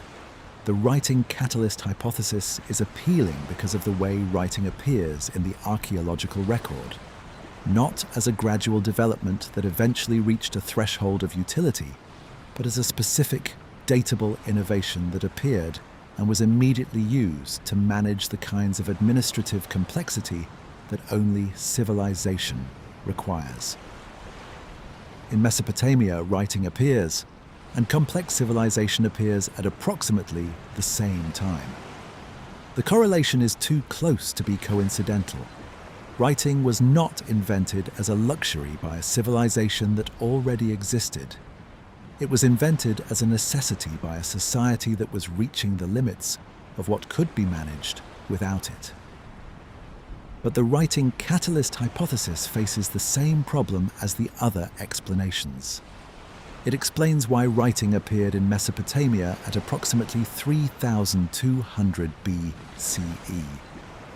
It does not fully explain why writing appeared in Egypt, in the Indus Valley, in China, and eventually in Mesoamerica, in a compressed time window that is difficult to explain by independent parallel development. Was writing invented once in Mesopotamia and then diffused to the other civilizational centers? Or was it invented multiple times, independently, in response to the same underlying pressures? The evidence points toward both. The Egyptian writing system, hieroglyphics, is clearly independent of cuneiform in its specific form, but there is evidence of contact between Egypt and Mesopotamia at the time of Egypt's earliest writing. The Indus Valley script is completely independent. It has no obvious relationship to any other writing system. the Chinese writing system appears to have developed independently, with no evidence of Mesopotamian or Egyptian influence. So writing was invented at least 3 times, possibly 4. In each case, the invention was triggered by the same underlying pressure: the administrative needs of a complex society that had exceeded the capacity of oral tradition and memory. And the near simultaneous occurrence of those 3 or 4 independent inventions is itself part of the puzzle we are trying to explain. What all 4 of these explanations share is a focus on internal factors, on the conditions within specific regions that made civilization possible and likely: climate, population, agriculture, writing. All of these are conditions that develop within specific regions in response to specific local circumstances. What they tend to understate is the role of external connections, of the spread of ideas and technologies through networks of contact that linked the major civilizational centers before and during the period of their emergence. Let me spend some time with the specific evidence for this connectivity, because it has been growing significantly in recent years as archaeological survey has expanded and as scientific dating methods have become more precise. The most striking evidence comes from what archaeologists call the Bronze Age trading network, the system of commercial exchange that connected the major civilizational centers of the Old World from approximately 3000 to 1200 BCE. This network is sometimes discussed as though it only became fully operational in the Middle Bronze Age, around 2000 BCE. But the evidence for long-distance trade reaches back significantly further, to the period of civilizational emergence itself. The lapis lazuli trade is one of the best documented examples. Lapis lazuli, the deep blue semi-precious stone that was one of the most prized materials in the ancient world, has a single major source, the Badakhshan region of what is now northeastern Afghanistan. And yet, lapis lazuli has been found at sites across the ancient Near East, in Egypt and in the Indus Valley, from very early periods. At the site of Mehrgarh, in what is now Pakistan, lapis lazuli has been found in contexts dating to approximately 7000 BCE, 10,000 years ago, 3,000 years before the full emergence of the Indus Valley civilization. The trade route that brought lapis lazuli from Afghanistan to the Indian subcontinent was operating long before the historical civilizations of the region appeared. And the same lapis lazuli was reaching Mesopotamia and Egypt. The blue stone that appears in the treasures of the royal tombs of Ur, buried around 2600 BCE, came from the same Afghani source as the lapis found at Mehrgarh, 1,000 years earlier. The trade route ran from Afghanistan to the Indus Valley to the Persian Gulf to Mesopotamia, a distance of thousands of kilometers sustained across generations. The obsidian trade is another example. Obsidian, the volcanic glass that makes some of the sharpest cutting tools available to Neolithic technology, was distributed across the ancient Near East from specific volcanic sources in Anatolia, centuries and millennia before the emergence of civilization in the region. Chemical analysis of obsidian artifacts found at sites across the Near East allows researchers to trace them back to their specific volcanic sources, and the distribution maps that result show exchange networks of remarkable geographic range operating as early as 10,000 years ago. These pre-civilizational trade networks are important for the emergence question because they show that the world in which civilization emerged was already connected. The people who built the first cities of Mesopotamia were not emerging from isolated regional isolation. They were part of a world that had been exchanging goods and ideas across enormous distances for thousands of years. The specific technologies and ideas that catalyzed civilization could travel through these already existing networks. When writing was invented in Uruk, knowledge of the concept, that marks on a surface can represent quantities and eventually language, could spread to Egypt and the Indus Valley through the trading connections that already linked these regions. This does not mean that Egyptian and Indus Valley writing were copied from cuneiform. They clearly were not. Both systems are independently developed in their specific forms, but the knowledge that writing was possible, that the administrative problem that writing solves could in fact be solved, may have spread through the trading networks, catalyzing independent local development in each region. The concept before the implementation. The knowledge that something is possible before the specific technology of how to implement it arrives. This is how innovation typically spreads in connected worlds, not the transfer of specific technologies. Those are reinvented locally, in forms suited to local conditions and local languages. But the spread of the underlying concept, the idea that a problem which seemed intractable can, in fact, be solved. Once you know that writing exists, once you know that the administrative challenges of a complex society can be addressed by a system of marks on a surface, you are more likely to develop your own writing system when those challenges arise in your own context. The near simultaneous emergence of writing in multiple civilizational centers is therefore not as improbable as it appears from the outside.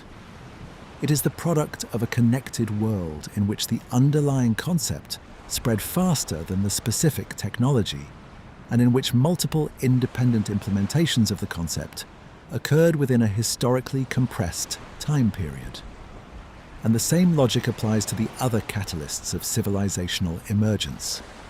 The specific administrative technologies, the architectural forms, the agricultural intensifications that appear in multiple places at approximately the same time.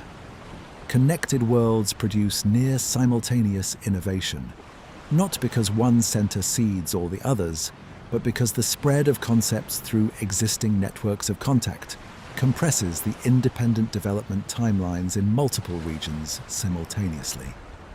This is the best explanation I can offer for the near simultaneity of civilizational emergence that we set out to understand at the beginning of tonight's journey. It is not a complete explanation. There are pieces that do not fit neatly. The Mesoamerican case, where the connections to the Old World are either absent or so thin as to be archaeologically invisible, produces a civilizational emergence that cannot be explained by Old World connectivity. And there are specific aspects of the timing, why 3100 BCE rather than 3500 or 2700, that the connectivity hypothesis does not fully account for. Those remaining pieces are where the most interesting questions live, and they are the questions we will continue to press as tonight unfolds. Let me spend more time with the Mesoamerican case because it is the most challenging for any connectivity-based explanation and therefore the most instructive. The civilizations of Mesoamerica, the Olmec, the Maya, the Zapotec, the Aztec, and others, developed in complete isolation from the Old World. There is no credible archaeological evidence for contact between the Americas and the Old World in the period of their civilizational emergence. The genetic evidence from pre-Columbian remains shows no significant admixture with Old World populations. The languages are completely unrelated to any Old World languages. The specific technologies, no iron, no wheeled vehicles, no draft animals beyond the llama in the Andes, developed independently, without borrowing from Old World traditions.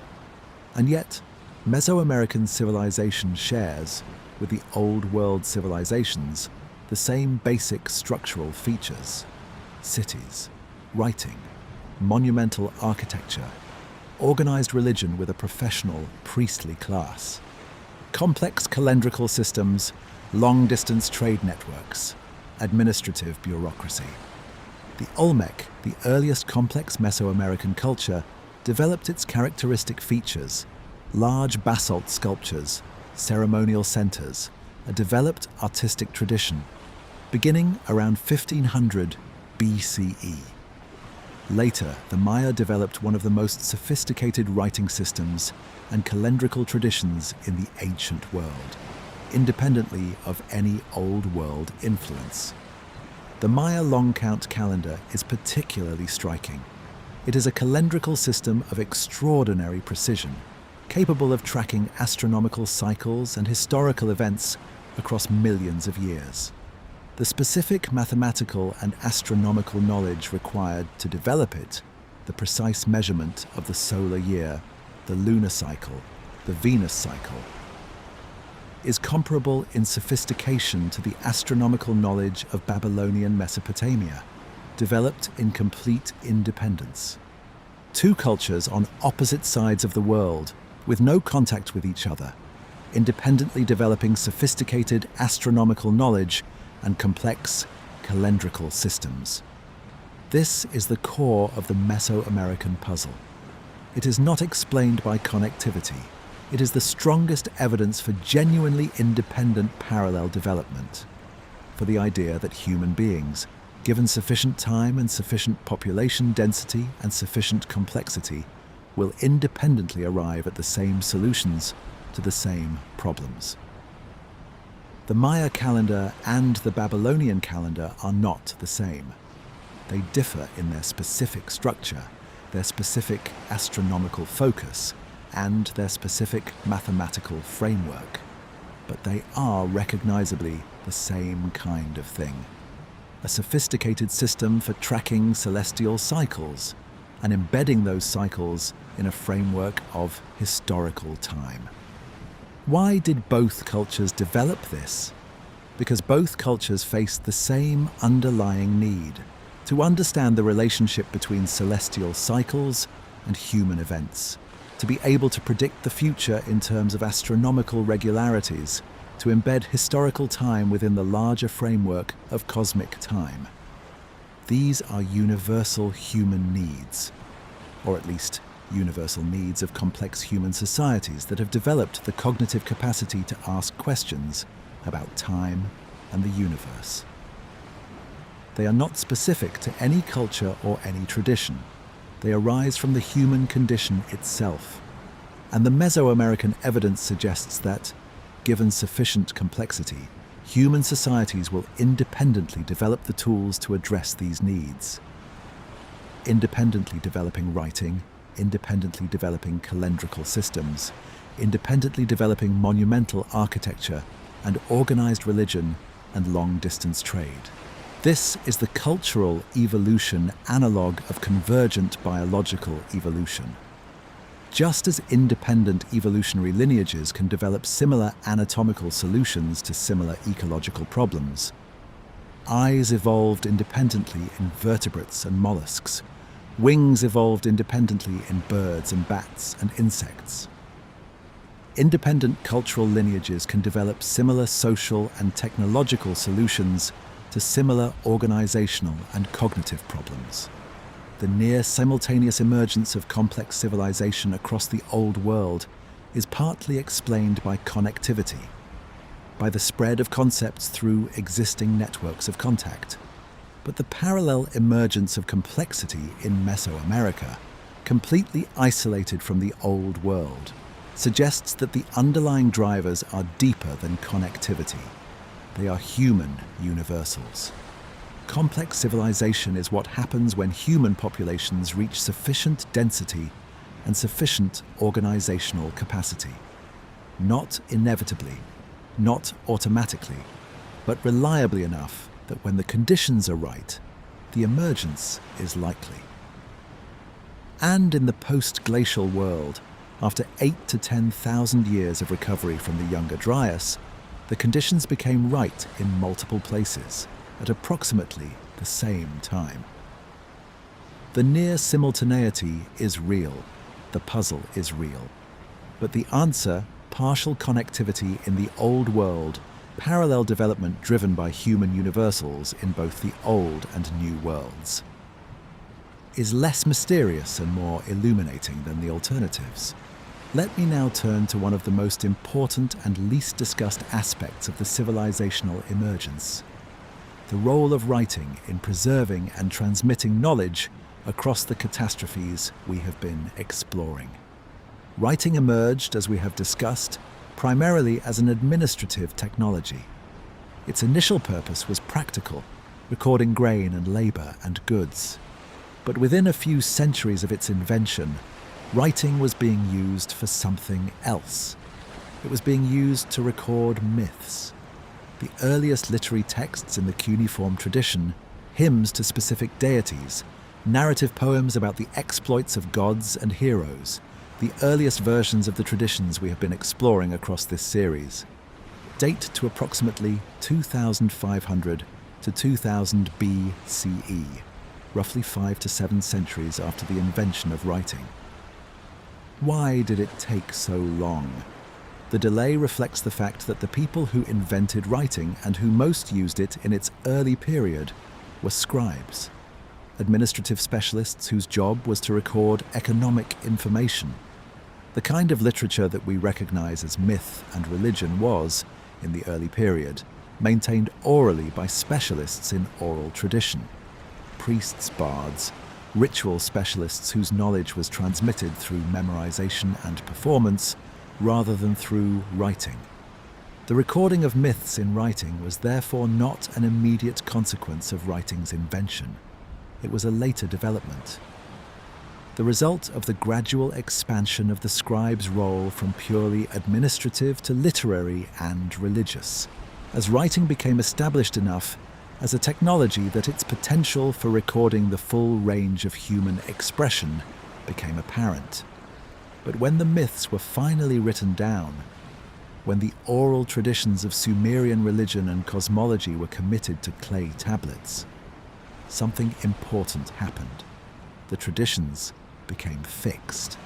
Not perfectly fixed. The written versions still showed variation across different scribal schools and different cities, but more fixed than oral traditions, which could drift and change with each retelling. Writing preserved the content of the traditions across the disruptions and catastrophes that periodically disrupted oral transmission. When cities were destroyed, when populations were displaced, when the specialists who maintained oral traditions died without transmitting them, the written versions survived, in fireproof clay, in sealed archives, in the ruins of burnt libraries. This is why the Sumerian king list and the flood narratives survived for us to read, not because they were universally known and universally maintained, but because they were written down, in a material that is essentially indestructible under normal conditions, and preserved long enough to be eventually recovered and deciphered. Writing is the technology that makes memory permanent, and the emergence of writing at approximately the same time as the emergence of complex civilization is not coincidental. They are two aspects of the same fundamental development. The same social complexity that required writing for administration also required it for the preservation of the traditions that gave the society its identity and its cosmological framework. The traditions that the civilizations of 3100 BCE wrote down, the flood myths, the king lists, the creation narratives, the cosmological frameworks, are the traditions that we have been reading and interpreting across this series. They are the oldest written evidence we have of what human beings were thinking and experiencing in the deep past. And they consistently say, we are the inheritors of something older. The world we live in is the world after the catastrophe. Something was lost, and we are trying to remember it. Writing was invented, among other things, to make that remembering more reliable. And in that specific function, the use of writing to preserve the memory of the world before the catastrophe, the civilizations of 3100 BCE were doing something that Göbekli Tepe had done in stone thousands of years earlier. They were trying to transmit something important across the gap. They were building archives against the next disruption. They were making something that would last. I want to spend some time with the specific question of what came before 3100 BCE. Not just in the Near East, but in each of the major regions where complex civilization eventually emerged. Because the conventional picture of the civilizational emergence treats it as a relatively rapid transition from a relatively simple baseline. The Neolithic village cultures that preceded the historical civilizations are typically described as modest, small, self-sufficient, without the administrative complexity or the technological sophistication of what came after. This picture is not wrong exactly, but it understates the complexity that existed before the civilizational threshold was crossed, and it understates the length of the developmental sequence that produced the conditions for crossing it.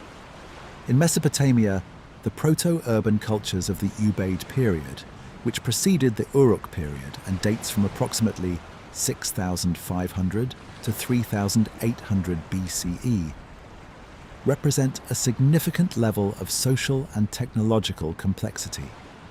The Ubaid culture produced distinctive painted pottery that was traded across a wide geographic range. It built the first temples of the Mesopotamian tradition, simple mud brick structures but clearly religious in function, anticipating the elaborate temple complexes of later periods. It developed agricultural systems capable of sustaining communities of hundreds or even thousands of people.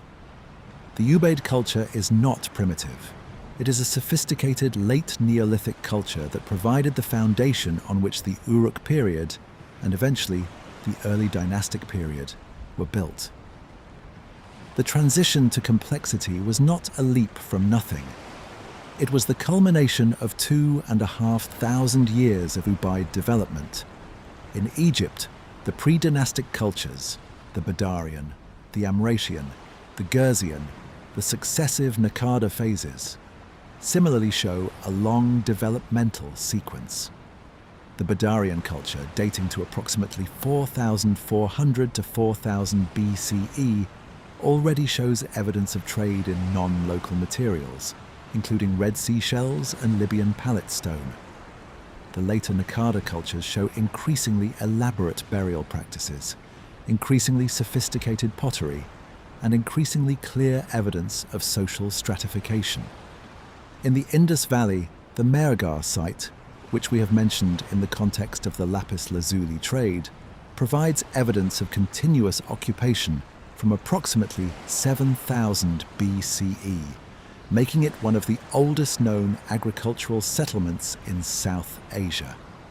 The cultural sequence at Mehrgarh shows a gradual development from simple early Neolithic practices to the more complex late Neolithic and Chalcolithic traditions that eventually fed into the Harappan civilization. In China, the long sequence of Neolithic cultures, Yangshao, Hongshan, Longshan, and others, represents thousands of years of development before the emergence of the Bronze Age civilizations of the Shang dynasty. The Hongshan culture of northeastern China, dating to approximately 4,700 to 2,900 BCE, produced elaborate jade artifacts and what appear to be ceremonial structures that suggest a level of social complexity and symbolic sophistication not typically associated with this period. In each region, the story is the same. Not a sudden leap from simple to complex, but a long, gradual developmental sequence that eventually reached a threshold, a point at which the accumulated complexity of the preceding millennia was sufficient to produce the qualitative change we call civilization. But the question of why the threshold was crossed at approximately the same time in multiple places remains. And I want to approach that question from a different angle, from the perspective of the broader recovery narrative that we have been developing across this series. We have explored across the previous videos a specific timeline of catastrophe and recovery. The Younger Dryas at 12,900 years ago, the climate disruption that ended the first tentative attempts at settled life. The post-Younger Dryas recovery, the Neolithic Revolution, the spread of agriculture, the development of the first permanent villages, the post-glacial sea level rise, the slow inundation of the coastal lowlands that drove populations into the major river valleys, and the periodic climate disruptions of the Holocene, the 5.9 kiloyear event and others that provided further selection pressure on developing human societies. In this framework, the emergence of complex civilization around 3100 BCE represents a specific point in the recovery timeline, not the beginning of the recovery. That began with the Neolithic Revolution 10 to 12,000 years ago, not the end of the recovery. The recovery is still ongoing in the sense that human populations are still adapting to a world that is fundamentally different from the one they evolved in, but a specific threshold point. The point at which the recovery had proceeded far enough, the populations had grown sufficiently, the agricultural systems had developed sufficiently, the social organizations had become sufficiently complex that the qualitative leap to full civilization became possible in multiple places simultaneously. The timing, approximately 8 to 10,000 years after the Younger Dryas ended, is significant. It corresponds to the time required for agricultural populations to grow to the densities needed for civilizational complexity. It corresponds to the time required for the technological and social innovations of the Neolithic to accumulate to the point of threshold crossing. And it corresponds to the period after the major sea level rise had stabilized, after the coastal lowlands had been inundated and the populations displaced into the river valleys, had had time to adapt and develop new agricultural systems suited to their new environments. The civilizations of 3100 BCE were not starting from scratch. They were the culmination of a 10,000-year recovery from the catastrophes at the end of the Ice Age. They were the product of every adaptation and innovation that had occurred in the preceding millennia. All of it compressed into the specific conditions of the river valleys to which the post-glacial sea level rise had driven the coastal populations. And they carried with them, encoded in their traditions and their cosmological frameworks, the memory of what had come before. The Zep Tepi, the antediluvian kings, the flood, the world that was. The civilizations of 3100 BCE are, in this reading, not the beginning of human civilization. They are the recovery of human civilization, the reappearance in a new form suited to the post-flood world of the complexity and sophistication that had been developing before the catastrophe and had been disrupted by it. This is the reading that the ancient traditions themselves suggest.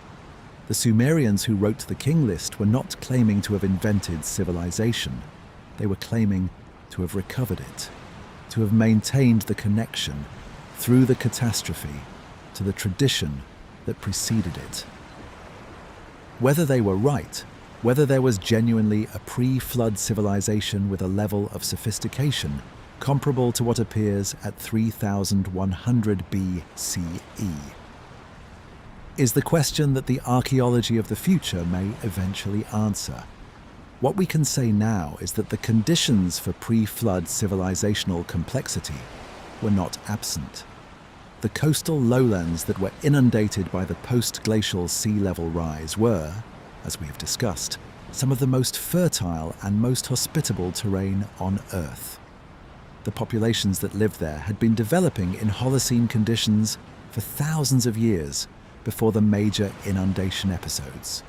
Whether those conditions were sufficient to produce civilization in the full sense, cities, writing, complex governance, or whether they produced something less fully developed that was nonetheless more sophisticated than the conventional picture of pre-3100 BCE humanity allows, is a question that cannot currently be answered. But the question is legitimate. and the traditions that insist on an older origin for civilization deserve to be taken seriously rather than dismissed. Let me spend some time with a specific aspect of the comparative civilizational picture that I find particularly striking: the treatment of time in the different early civilizations. Every complex civilization needs a way to reckon time. Agricultural societies depend on knowing when to plant and when to harvest. Urban societies need to coordinate activities across large numbers of people and large geographic distances, which requires shared temporal frameworks. Religious practice involves recurring ceremonies that must be scheduled at specific times in the annual cycle. The development of sophisticated time reckoning systems, calendars, astronomical observations, the mathematical frameworks for tracking celestial cycles, is therefore a universal feature of complex civilization. Every civilization that has ever developed complexity has also developed a sophisticated relationship to time, but the specific character of each civilization's temporal framework is different, and those differences are revealing. The Mesopotamian civilizations developed a linear calendar, a system for counting years from a fixed starting point, tracking the succession of kings and dynasties. Time in the Mesopotamian framework moves forward from an origin. History is the record of what happened in the sequence from then to now. The Egyptian civilization developed a cyclical calendar, a system based on the recurring cycles of the Nile flood and the agricultural year, anchored to the heliacal rising of Sirius and the solar year. Time in the Egyptian framework recurs. The same patterns repeat. Each year is in some sense the same year, a reenactment of the primordial patterns established in the Zep Tepi. The Mayan civilization developed a long count calendar, a system for tracking enormous spans of time, much longer than any historical record, through a series of nested cycles of different lengths. Time in the Maya framework is cyclical at the largest scales. The great cycles repeat, but linear at the human scale.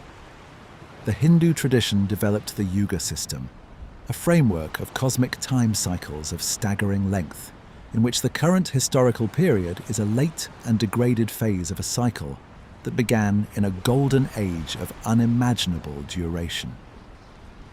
Each of these temporal frameworks reflects a different understanding of the relationship between the present and the past, and specifically, a different understanding of the catastrophe that separates the current world from the world that preceded it. The Mesopotamian linear calendar places the catastrophe at the beginning. The flood is at the origin point, before which there was the antediluvian world, after which there is the historical period. Time runs forward from the catastrophe. The Egyptian cyclical calendar places the catastrophe in the eternal past. The Zep Tepi is not a historical event, but a permanent, ever-present template to which the present is always returning. The catastrophe is not a break in time, but a feature of the eternal cycle. The Mayan long count calendar places the catastrophe at the end of the previous cycle. The current world began at the end of the previous creation, which was destroyed. Each great cycle ends in destruction and is followed by a new creation. The Hindu Yuga system places the catastrophe, or rather the series of catastrophes, in the structure of cosmic time itself. Degradation is built into the universe. The Golden Age is always in the past. The Iron Age is always the present. 4 different civilizations, 4 different temporal frameworks, 4 different ways of encoding the relationship between the present world and the world that came before. And all 4 are saying the same thing. There was a before. Something ended it. The present is the after. The catastrophe is the universal datum of early human civilization. Every tradition has it. Every temporal framework is organized around it. the world that existed before the catastrophe, whatever it was, wherever it was, however sophisticated or simple, is the reference point against which the present is measured.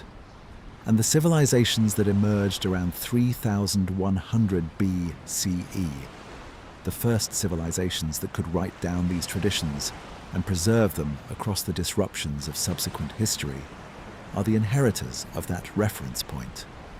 The first people who could say, in writing, "We know there was a before.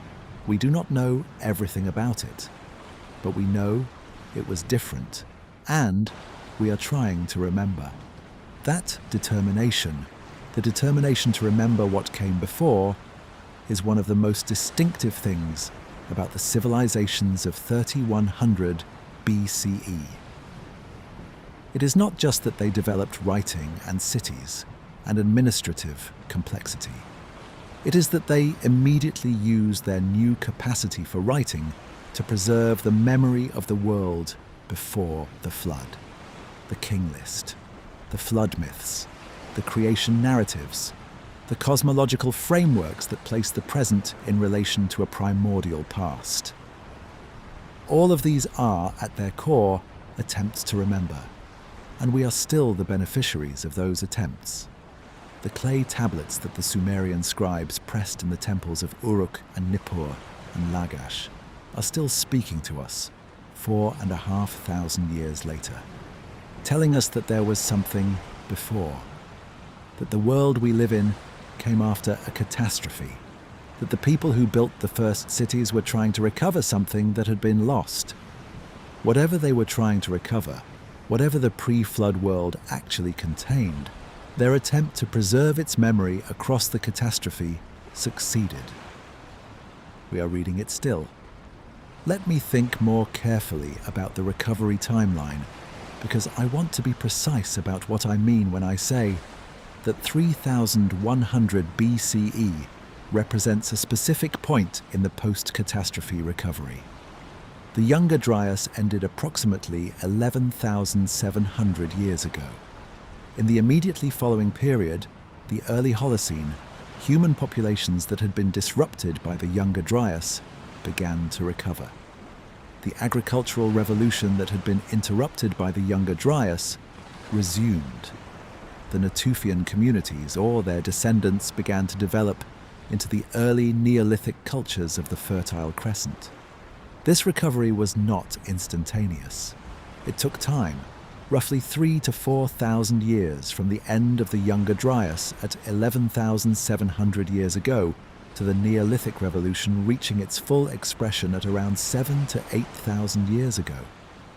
For the agricultural transition to be completed, and for the first permanent farming villages to establish themselves across the Fertile Crescent and adjacent regions. Then came the sea level rise. Beginning around 9,000 years ago and continuing until roughly 5,000 years ago, the post-glacial sea level rise progressively inundated the coastal lowlands that had been inhabited during the lower sea level period. The Gulf Oasis, as we have discussed, was flooded between approximately 8,000 and 6,000 years ago. The coastal plains of the eastern Mediterranean, the Indian Ocean and the Pacific were progressively inundated. This second disruption, the flooding of the coastal world, forced a second round of adaptation. The populations displaced from the coastal lowlands moved into the major river valleys, the Mesopotamian river valleys, the Nile Valley, the Indus and Saraswati valleys, the Yellow River Valley. In these river valleys, in the specific ecological context of large, reliable river systems flowing through fertile alluvial plains, the agricultural systems that had been developing in the broader landscape encountered a specific set of conditions that were, in several respects, ideal for agricultural intensification. The annual flood of the Nile depositing fresh, fertile silt on the fields. The Tigris and Euphrates providing water for irrigation in a region that would otherwise be too dry for intensive agriculture. The Indus and its tributaries providing the same. The concentration of displaced coastal populations in these fertile river valleys, combined with the specific agricultural opportunities the valleys offered, created the conditions for the population growth and surplus production that civilization requires. But it took time. The populations had to grow. The agricultural systems had to develop. The social organizations had to become more complex. The technologies had to be refined and accumulated. How long does all of this take? The archaeological record suggests that the process from the initial agricultural settlement of the major river valleys to the emergence of full civilization took approximately 2,000 to 3,000 years. The earliest Ubaid settlements in Mesopotamia date to approximately 6,500 BCE. The first dynasty of Egypt, the conventional beginning of Egyptian civilization, dates to approximately 3,100 BCE. That is a gap of approximately 3,400 years. 3,400 years from initial settlement to full civilization. A long developmental sequence, but a finite one. And the timing, arriving at full civilization approximately 8,000 years after the Younger Dryas ended, is consistent across the multiple civilizational centers in ways that suggest the timing was not accidental. 8,000 years. That is the recovery time. From the Younger Dryas catastrophe to the emergence of complex civilization. 8,000 years of rebuilding, of population growth, of technological and social development, of the slow accumulation of all the conditions that civilization requires.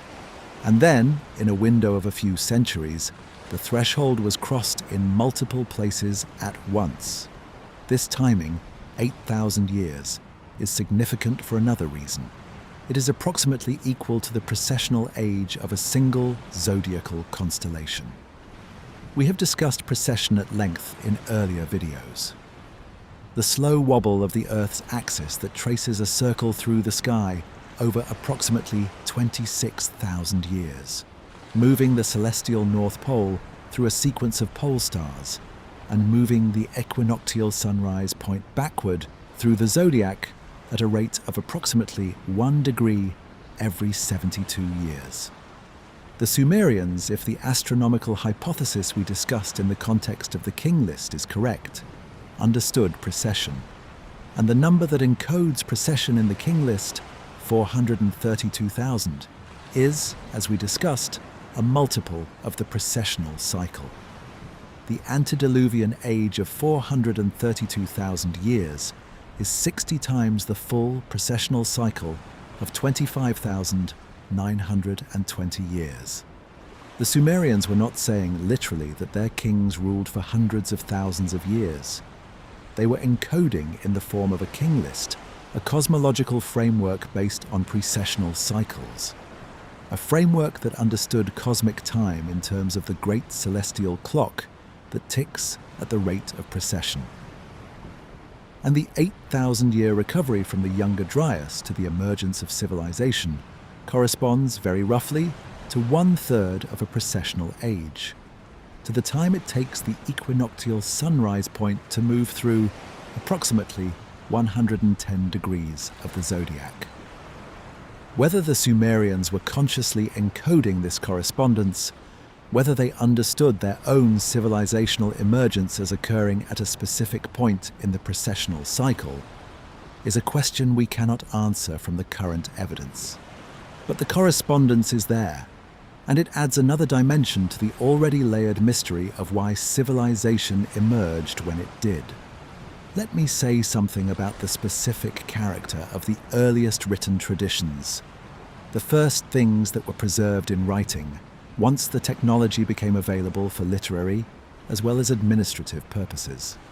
The first literary texts in the cuneiform tradition, dating to approximately 2,500 BCE, 5 to 7 centuries after the invention of writing, include hymns to the city of Nippur and to the goddess Inanna, wisdom literature in the form of proverbs and instructions, and the earliest fragments of the mythological compositions that would eventually be compiled into the full texts we have discussed across this series. What is striking about these early literary texts is their retrospective quality. They are not primarily about the present, they are about the past. They are attempts to record and preserve traditions that were already old when they were first written down. Traditions that the scribes who recorded them understood as ancient, as connected to the world before the flood, as transmissions from an earlier and more complete state of knowledge. The hymn to Nippur describes the city as a place established by the gods in the primordial time. The instructions of Shurupak, one of the oldest literary texts known, which we discussed in the context of the flood narrative, presents itself as the wisdom of a man who lived before the flood, transmitted across the catastrophe to his son, Ziusudra, the flood hero. Even the administrative texts, the king lists, the records of royal achievements, the hymns praising specific rulers, are organized around the framework of the primordial past. Kingship descended from heaven. The current king is the heir of a tradition that began before the flood. The legitimacy of the present is grounded in the antiquity of what it continues.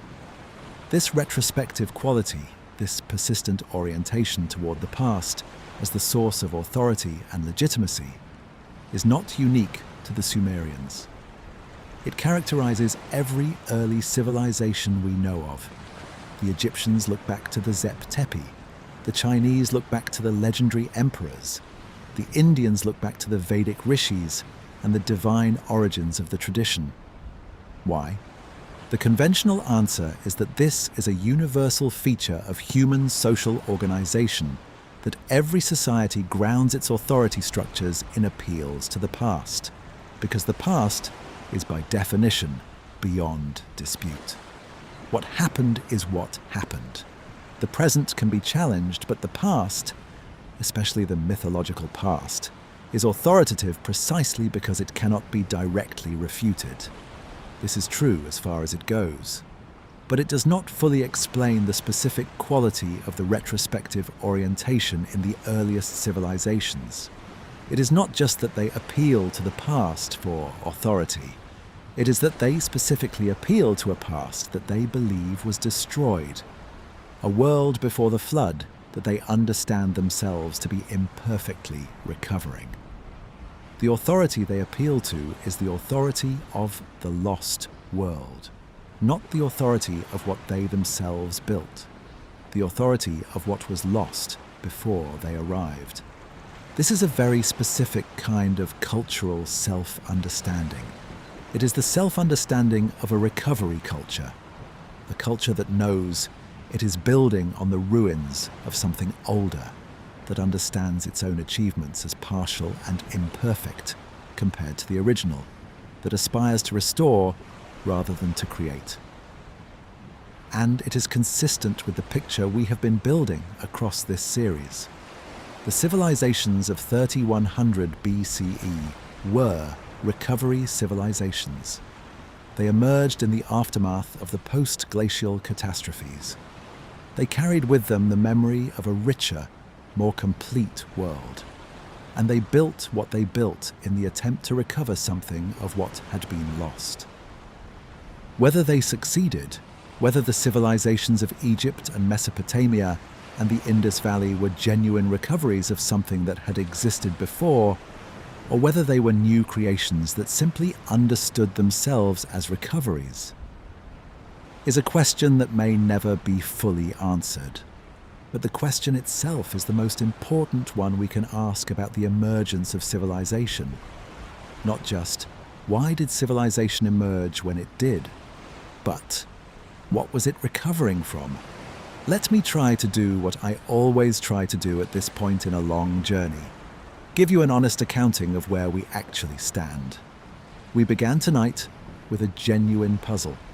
Why did every advanced civilization on Earth appear at approximately the same time? We have been exploring that puzzle from multiple angles across the past several hours. And now I want to try to assess what we have actually established and what remains genuinely uncertain. What we know with reasonable confidence. Complex civilization, in the sense of cities, writing, organized religion, monumental architecture, and administrative bureaucracy, emerged in the Near East, Egypt, and the Indus Valley within a period of approximately 500 years, roughly from 3100 to 2600 BCE. This near simultaneity is real and is not fully explained by the simple observation that the relevant regions had similar agricultural and climatic conditions. The world in which these civilizations emerged was already connected. The lapis lazuli trade, the obsidian networks, the Uruk expansion, all of these demonstrate that long-distance exchange was operating thousands of years before the historical civilizations appeared. The civilizations did not emerge from isolated developmental laboratories. They emerged from a connected world. The Uruk expansion and its collapse at approximately 3100 BCE is a real phenomenon that correlates with the civilizational emergence and has not been fully explained. Something happened at approximately this date that ended one form of social organization and catalyzed another. Each of the civilizations that emerged at this horizon understood itself as inheriting a tradition from a prior world, as recovering rather than creating. This self-understanding is consistent across the Near Eastern, Egyptian, and Indian traditions, and it suggests that the civilizations of 3100 BCE carried with them genuine memories or traditions from an earlier period. The developmental sequences that preceded the civilizational threshold, the Ubaid, the pre-dynastic Egyptian, the early Harappan, the Longshan, were more sophisticated than the conventional picture of simple Neolithic village cultures allows. The threshold was not crossed from a simple baseline, it was crossed from a complex one. What we do not know, we do not know what specifically triggered the civilizational crystallization at approximately 3100 BCE, rather than earlier or later. The climate stabilization, population threshold, agricultural intensification, and writing catalyst hypotheses each explain aspects of the emergence, but none fully accounts for the timing.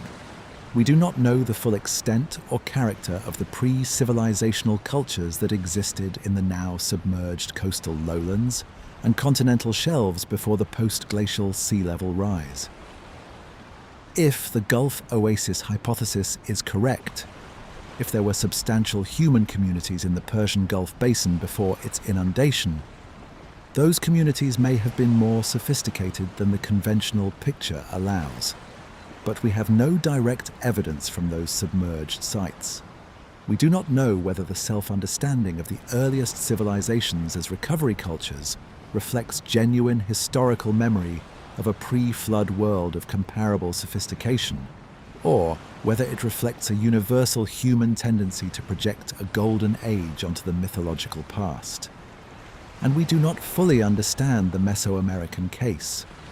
Why civilization emerged independently in a region with no connection to the old world at a somewhat later date, producing cultural forms that are structurally similar to old world civilizations in their general features while being completely different in their specific content.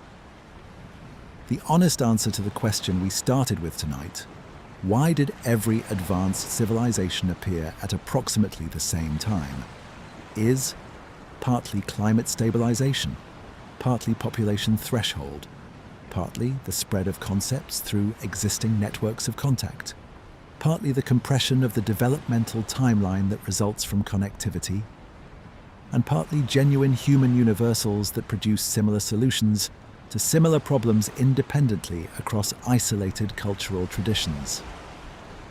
No single factor is sufficient. All of them together provide a partial explanation.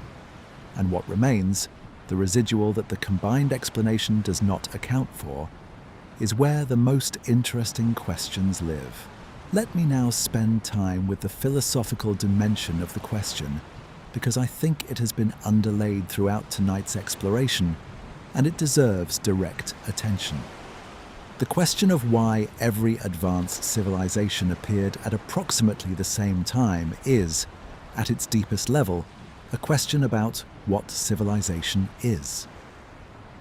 Is civilization a specific set of technological and social innovations, writing, cities, agriculture, organized religion, that humans independently develop when the conditions are right?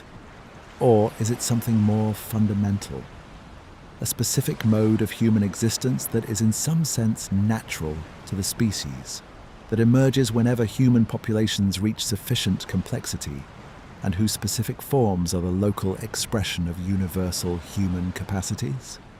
The Mesoamerican case pushes us toward the second answer. The Maya and the Aztec and the Olmec, developing in complete isolation from the Old World, produced complex civilizations with writing, cities, organized religion, monumental architecture, and long-distance trade. They produced sophisticated astronomy and mathematics. They developed social hierarchies and administrative bureaucracies. They did all of this without the wheel, without iron, without draft animals, without any of the specific technological innovations that the Old World civilizations used. They did it differently, but they did it. This suggests that the specific technological innovations that characterize civilization are not the essential thing. They are the specific tools that specific populations, in specific environments, developed to express a more fundamental human capacity. The capacity for social complexity beyond the band or the village. The capacity for the organization of large numbers of people towards shared goals. The capacity for the accumulation and transmission of knowledge across generations. That capacity is universal. It is present in every human population that reaches sufficient size and sufficient material security. The specific forms it takes, the specific writing systems, the specific architectural traditions, the specific cosmological frameworks, are local expressions of a universal human potential, and the near simultaneous expression of that potential across multiple civilizational centers in the period around 3100 BCE is not ultimately a mystery.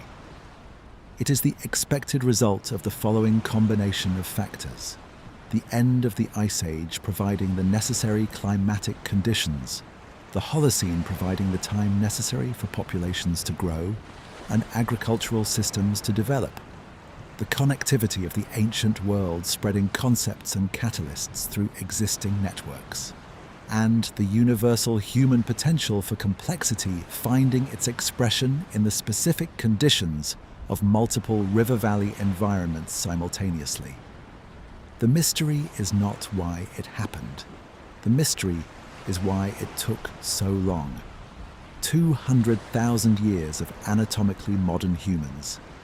200,000 years with the same brains, the same capacity for language and abstract thought and social organization. 200,000 years before the first city, the first writing, the first complex civilization. What was happening during those 200,000 years?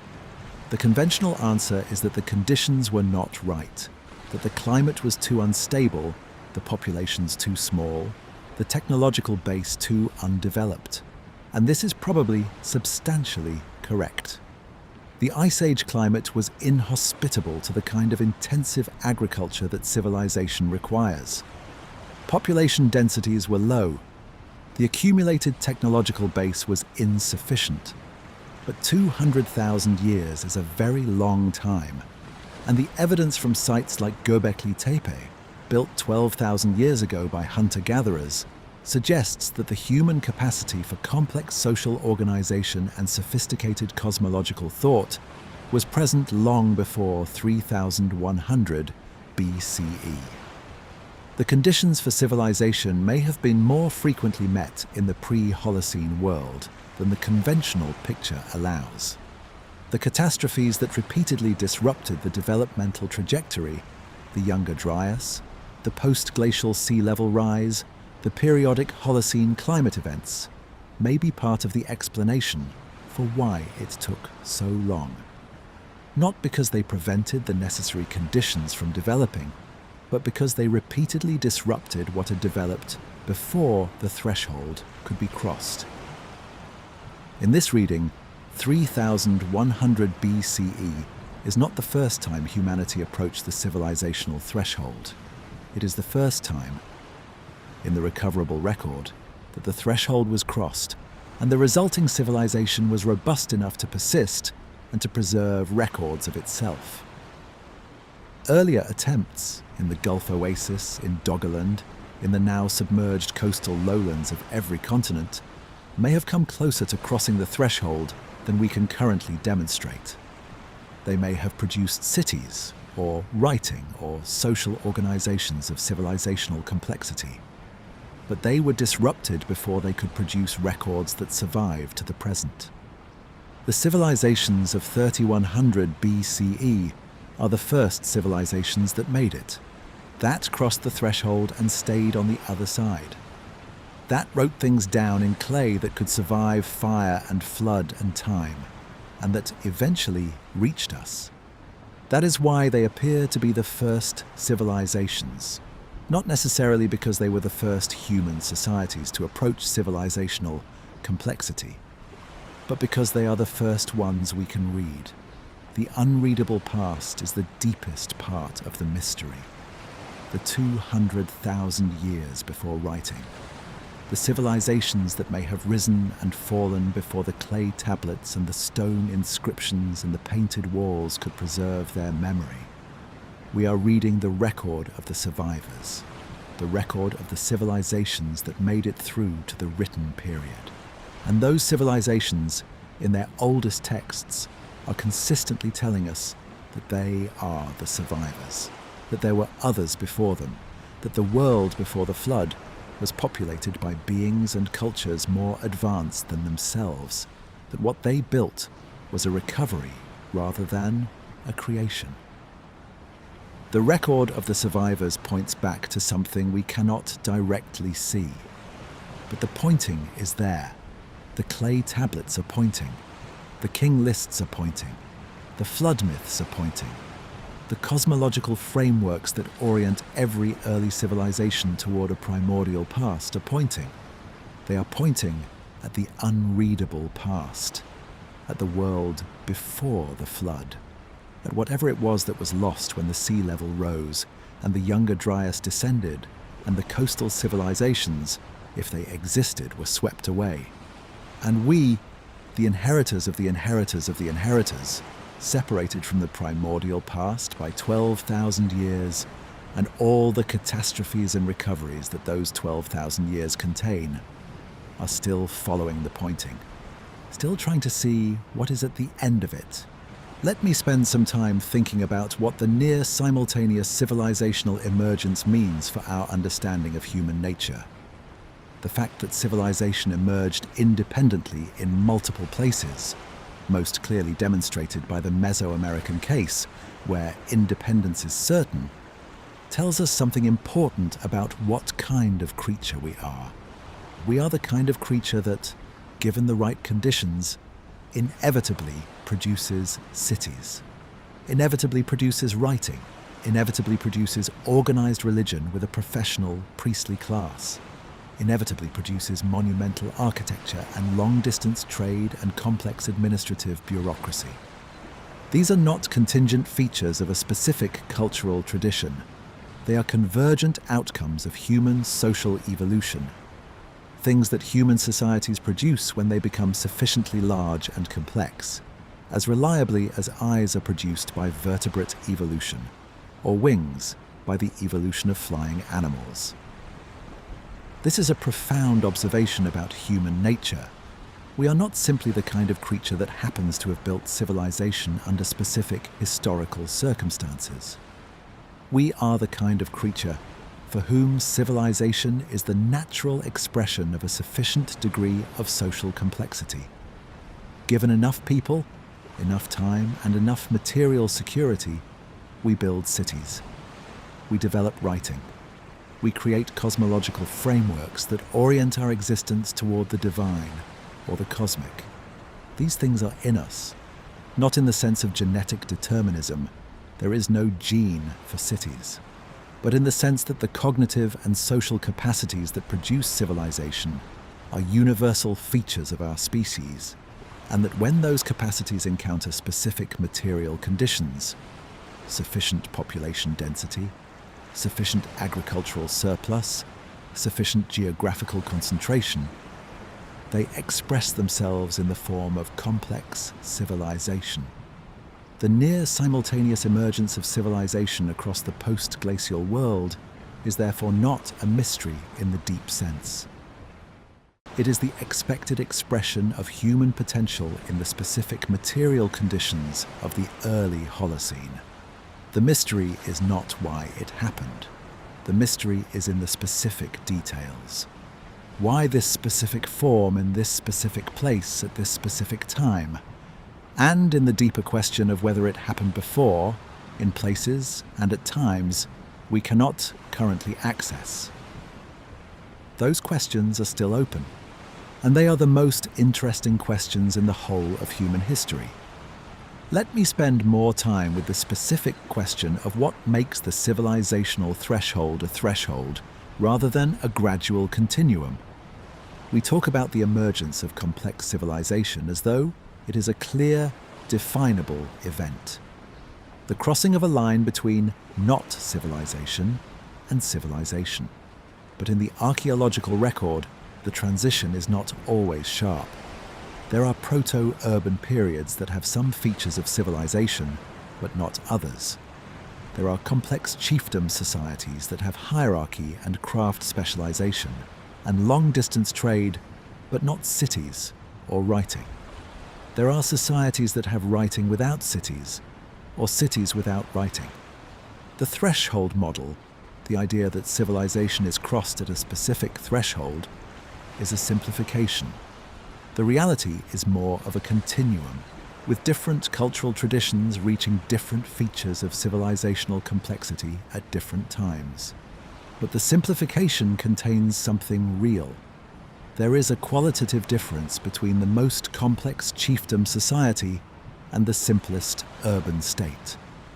The city, the concentration of thousands of people in a single location, engaged in specialized occupations coordinated by an administrative apparatus that extends across the full range of economic and social life, represents a genuinely different mode of human existence from anything that preceded it. And writing, the ability to record information in a form that persists beyond the individuals who created it, that can be transmitted across space and time, that accumulates knowledge rather than losing it to the mortality of individual knowers, represents a genuinely different relationship to knowledge and memory. The threshold is real even if its specific location is fuzzy. And what we are asking when we ask why the threshold was crossed at approximately 3100 BCE is not just what enabled the crossing. We are asking what the crossing means. What does it mean that human beings are the kind of creature that builds cities? The city is, in one sense, an ecological anomaly. Every other large animal on Earth exists at population densities that its immediate environment can support. The city breaks this constraint. It concentrates populations far beyond what the local environment could support, sustained by agricultural systems and trade networks that extend far beyond the city's immediate surroundings. The city is the human solution to the problem of population density, not a natural solution. No other species has developed anything like it, but a characteristically human solution produced by the application of the specifically human cognitive capacity for abstract planning, long-range coordination, and the accumulation of technological and social knowledge. Other animals form aggregations, schools of fish, herds of wildebeest, colonies of ants. But none of these aggregations are cities in the human sense. None of them involve the radical specialization of function, the administrative coordination, the symbolic and cosmological apparatus that human cities generate. The city is uniquely human, and the fact that multiple human populations across multiple continents independently converged on the city as the solution to their organizational problems suggests that the city is not a cultural accident. It is a natural expression of human cognitive and social capacity, applied to the specific problem of large-scale social organization. The same is true of writing. Other species communicate. Some species, crows, primates, cetaceans, communicate with remarkable sophistication. But no other species has developed a system of marks that persist beyond the individual, that can be transmitted across time and space, that accumulate knowledge across generations. Writing is uniquely human, and the fact that multiple human populations independently developed it at different times, in different forms, in response to the same underlying pressure of administrative complexity, suggests that writing is not a cultural accident. It is the natural outcome of the human cognitive capacity for symbolic representation applied to the specific problem of knowledge management in large, complex societies. The city and writing are what humans do when they get complex enough. They are the signature of our species at sufficient social density. They are what we are. And the near simultaneous emergence of cities and writing in multiple places at approximately 3100 BCE is therefore not just a historical fact. It is a statement about human nature, about what we are and what we inevitably become given the right conditions. We are the civilization-building species, not by choice, not by accident, not by the inspiration of some external teacher, by nature, by the specific character of our cognitive and social capacities, applied to the specific challenges of living in large, complex groups. The civilizations of 3100 BCE were not exceptions. They were the first clear expression of something that had always been latent in the species, something that the conditions of the Pleistocene had prevented from fully expressing, and that the stabilized climate of the Holocene finally allowed to emerge. They are what we were always going to become. Whether we are still becoming, whether the civilization we have now is the final expression of that latent potential, or just the latest iteration in a longer process, is a question for a different night. But the emergence of the first civilizations was not a miracle. It was not a gift from aliens or gods. It was the expression of who we are. And sitting with that, with the knowledge that the cities and the writing and the cosmological frameworks of the ancient world are the natural product of human nature encountering specific material conditions, is, I think, one of the most grounding and most humbling things in all of the history we have been exploring.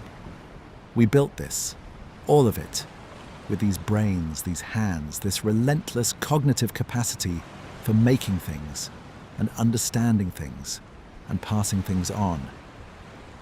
12,000 years ago, coming out of the Younger Dryas. 5,000 years ago, in the river valleys of the first civilizations. Right now, in whatever specific manifestation of civilizational complexity you are currently inhabiting, it is all the same impulse, the same species, the same nature, still building, still trying to understand, still trying to pass it on. I want to end tonight, not with a summary of what we have established, but with a question. Not the question we started with. Why did every advanced civilization appear at approximately the same time? We have been sitting with that question all night, and we have arrived at a partial, honest, genuinely illuminating answer. Connected world, human universals, specific material conditions in specific river valleys, at a specific point in the post-glacial recovery. All true, all worth knowing. I want to end with a different question, a question that the answer to the first question generates. If civilization is the natural expression of human cognitive and social capacity at sufficient density, if cities and writing and organized religion are what humans inevitably produce when the conditions are right, then why did it take so long? 200,000 years. 195,000 of those years without a single city, without a single writing system, without a single complex state. And then, in a window of a few centuries, 5 of them at once. The conventional answer, the conditions were not right until the Holocene, is probably correct as far as it goes. But it invites a follow-up question: were the conditions really not right for the entire preceding period? For all of the 200,000 years before the Holocene, was the climate always too unstable? The populations always too small? The technology always too undeveloped? The answer to that question, increasingly, appears to be no. Not for the entire period. Not always. There were periods in the deep past, warm interstadials within the Ice Age, episodes of relative climatic stability lasting thousands of years, when the conditions may have been more amenable to the development of complexity than the conventional picture of relentless Pleistocene instability suggests. The Eemian interglacial, approximately 120,000 years ago, was warmer and wetter than the current Holocene. It lasted approximately 15,000 years, long enough in principle for an agricultural revolution and a subsequent civilizational emergence. Did something develop during the Eemian? We have no evidence that it did. No cities, no writing, no monumental architecture from that period. But the absence of evidence from 120,000 years ago is exactly what we would expect if civilization had emerged and been subsequently destroyed by the climatic deterioration at the end of the Eemian. The specific forms of evidence that distinguish civilization from pre-civilization in the archaeological record, writing on perishable materials, mud brick architecture, organic remains in specific contexts, would not survive 120,000 years of subsequent Ice Age conditions. The only evidence that would survive would be stone. Carved stone in specific forms or stone tools with specifically characteristic attributes. And there is, in the deep Paleolithic record, occasional evidence of behaviors that seem anomalously sophisticated for the period. Evidence of symbolic thought, of long-distance exchange, of specific technological innovations that appear and then disappear without developing into the sustained cultural accumulations that eventually lead to civilization.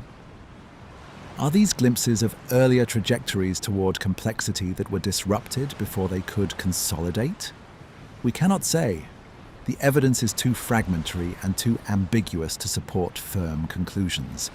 But the question is legitimate. And the possibility, the genuine possibility, that the emergence of civilization at 3100 BCE was not the first time the species had approached that threshold is one that the evidence does not rule out. We are looking at the record of the survivors, the civilizations that made it through to the written period. Whatever came before, whatever earlier attempts were made and disrupted, is, for the most part, invisible to us. The unreadable past. I want to spend some time with what it means to live in the aftermath of the civilizational emergence, to be the descendants of the people who built the first cities and wrote the first words. We are approximately 5,000 years into the written period. 5,000 years during which the record of human thought and achievement has been accumulating. Imperfectly, with enormous losses, with the burning of libraries and the destruction of cultures, and the deliberate suppression of inconvenient knowledge. But accumulating. 5,000 years of records. 5,000 years of human beings writing down what they thought and did and experienced and understood. And what those records show, taken as a whole, is a species in the process of figuring itself out.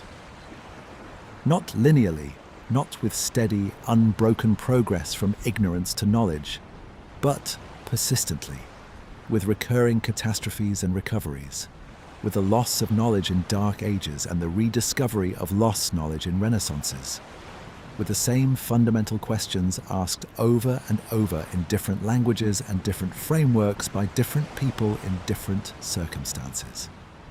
The questions we have been asking tonight: how old is civilization? What came before? What was lost in the catastrophes that ended earlier worlds? Are not new questions. They are among the oldest questions in the written record. The Sumerians who wrote the king list were asking them. The Egyptian priests who told Plato about the deep antiquity of their tradition were asking them. The medieval scholars who tried to reconcile the classical tradition with the biblical account were asking them. The Enlightenment scholars who first began to read the ancient texts in a critical, historical spirit were asking them. And we are asking them tonight, with tools and evidence that no previous generation had access to. The ice cores, the sea level data, the DNA from ancient populations, the muon tomography of pyramids, the verified long-term memory of Aboriginal Australian oral traditions. We have more pieces of the answer than any previous generation, and the picture that is assembling itself from those pieces, incomplete, imperfect, still full of gaps, is more interesting and more humbling than any of the simpler stories that previous generations told. Not a story of steady progress from primitive simplicity to modern sophistication. A story of catastrophe and recovery, of loss and reconstruction, of traditions trying to preserve something important across disruptions that repeatedly threatened to erase everything. A story of extraordinary human resilience and of extraordinary human determination to remember. Let me think about what the first cities actually felt like from the inside. What it was like to be one of the 10,000 or 50,000 people who lived in the city of Uruk at the height of the Uruk period. The city was unlike anything that had existed before. It was dense in a way that no previous human settlement had been dense. You could not see the edge of it from the center. You could not know everyone who lived there. The anonymity of the city, the experience of being surrounded by people you did not know personally, whose names you did not know, whose histories you did not share, was a fundamentally new human experience. For the species that had evolved in small bands of 20 to 50 people, all of whom knew each other personally, the city was a cognitive challenge of the first order. How do you organize your behavior toward people you have never met? How do you establish the trust that economic exchange requires when you cannot rely on the personal relationships that made exchange possible in the small band? The answer that the city builders arrived at over centuries of institutional development was writing, law, organized religion, and the state. These are all, at their core, technologies for producing trust and coordination among strangers. Writing allows you to make binding agreements with people you will never meet in person. Law establishes rules that apply to everyone regardless of personal relationships. Organized religion creates shared cosmological frameworks that make strangers feel like members of the same community. And the state provides enforcement, the guarantee that agreements will be honored even when personal relationships cannot ensure it. The city generated all of these institutions because it needed them. The specific innovations that we call civilization are the solutions to the specific problems that the city creates. And the fact that multiple human populations, independently developing cities, independently develop the same institutions, writing, law, organized religion, the state, tells us that these are not arbitrary cultural inventions. They are the convergent solutions to universal problems, the problems that arise whenever human beings try to live in large, dense, anonymous communities. every time humans build a city, they rediscover writing. They rediscover law. They rediscover organized religion. They rediscover the state. Not because they copy these institutions from elsewhere, but because the city demands them. This is one of the most illuminating things about the near simultaneous emergence of civilization. It tells us what cities need. It tells us what large-scale human society requires. And it tells us, by extension, something about what we are, about the specific character of our cognitive and social nature that makes these institutions the inevitable response to the conditions of dense urban life. We are the species that produces these responses. Not always, not inevitably, not without catastrophe and failure and regression, but reliably, given the right conditions, with a consistency that spans continents and millennia. That consistency is who we are. I want to say something about the experience of living at the beginning of the written record. At the specific moment when the first words were being pressed into clay. The scribe who pressed the first cuneiform marks into a tablet in Uruk around 3200 BCE did not know he was inventing writing. He was solving a problem. He had a lot of grain to account for, and human memory was not reliable enough to be trusted with the full complexity of the accounting. He was not thinking about posterity. He was not thinking about the fact that his marks would still be legible 5,000 years later, that archaeologists would recover his tablets and decipher his records and publish them in academic journals, that someone lying awake in the dark in a world he could not have imagined would hear about his grain receipts in the small hours of the night. He was thinking about grain, and yet his practical solution to a practical problem became one of the most consequential innovations in the entire history of the species. The marks he made in clay opened a channel between his mind and every mind that would come after him. The grain receipts became the first literature, the first history, the first theology. The administrative technology became the medium of human thought. This is how most of the most important things happen, not through grand gestures or conscious world historical intentions, through the practical solutions to practical problems discovered in the daily work of keeping things running. The scribe was just doing his job. And in doing his job, he changed everything. There is something profoundly moving to me about that, about the way the most important developments in human history are so often embedded in the most ordinary human activities.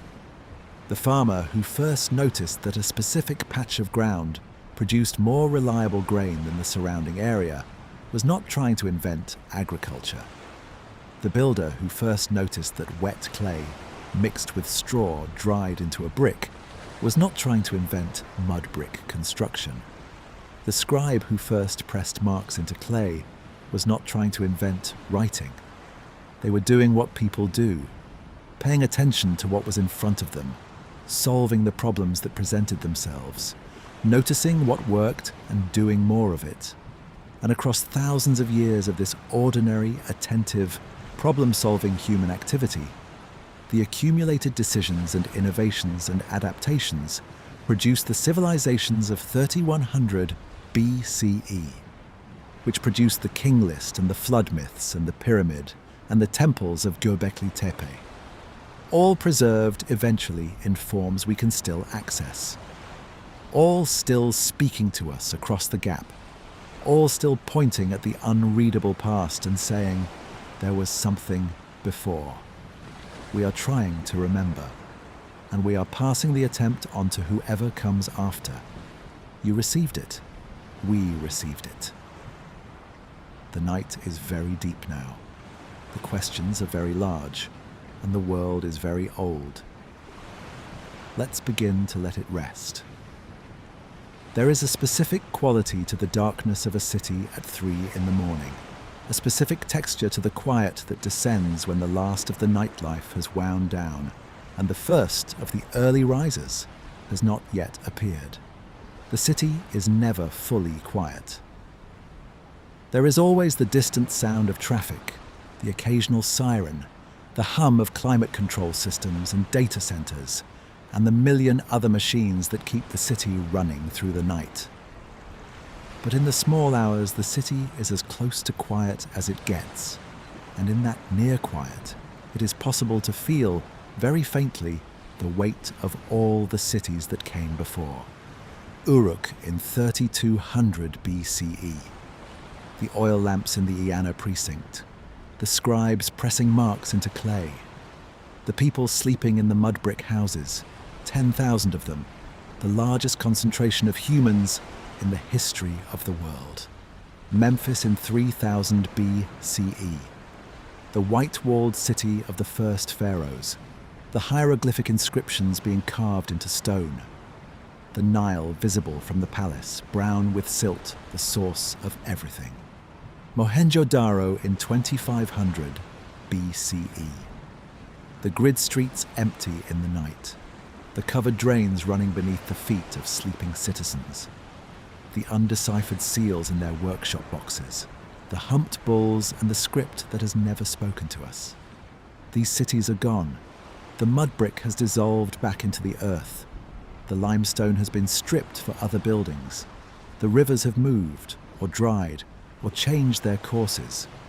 What was there is now archaeology, fragments in museums, foundations visible from the air, the occasional spectacular find that reminds us how much was lost.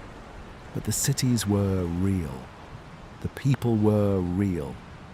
The grain receipts and the flood myths and the king lists and the cosmological frameworks, all of it was produced by real people in real cities, trying to make sense of the world they found themselves in, and trying to leave something for whoever came after. You are whoever came after. Let your body settle now into whatever surface is holding you. Let the weight of 5,000 years of cities, of all the people who lived and worked and wandered in the cities that preceded your own, be not a burden, but a rest, a connection, the specific, physical, historical fact that you are part of a chain that reaches back to the first city, to the first marks pressed into clay, to the first attempt to preserve something important across the gap. The chain has never broken. Every generation of city dwellers has transmitted something to the next. Every generation of writers has put marks on surfaces that the next generation could read. Every generation of people who wondered about the deep past has passed their wondering forward, including tonight, including you. Let the Uruk grain receipts rest in their display cases in the museums of the world. Let the Narmer palette stand in the Cairo Egyptian Museum, carved in its grey-green siltstone, the first pharaoh raising his mace against a background of 5,000 years of silence. Let the Indus seals keep their secret. Let the undeciphered script hold whatever it holds in patient silence until some future scholar finds the key. Let the first city rest. Let the first word rest.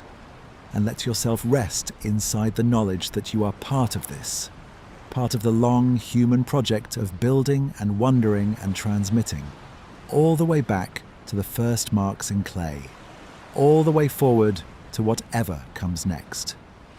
The questions will still be there when you wake. The unreadable past will still be there, pointing at something we cannot quite see. The near simultaneous emergence of 5 civilizations will still be one of the most genuinely puzzling facts in all of human history. And we will still be working on it. Sleep well.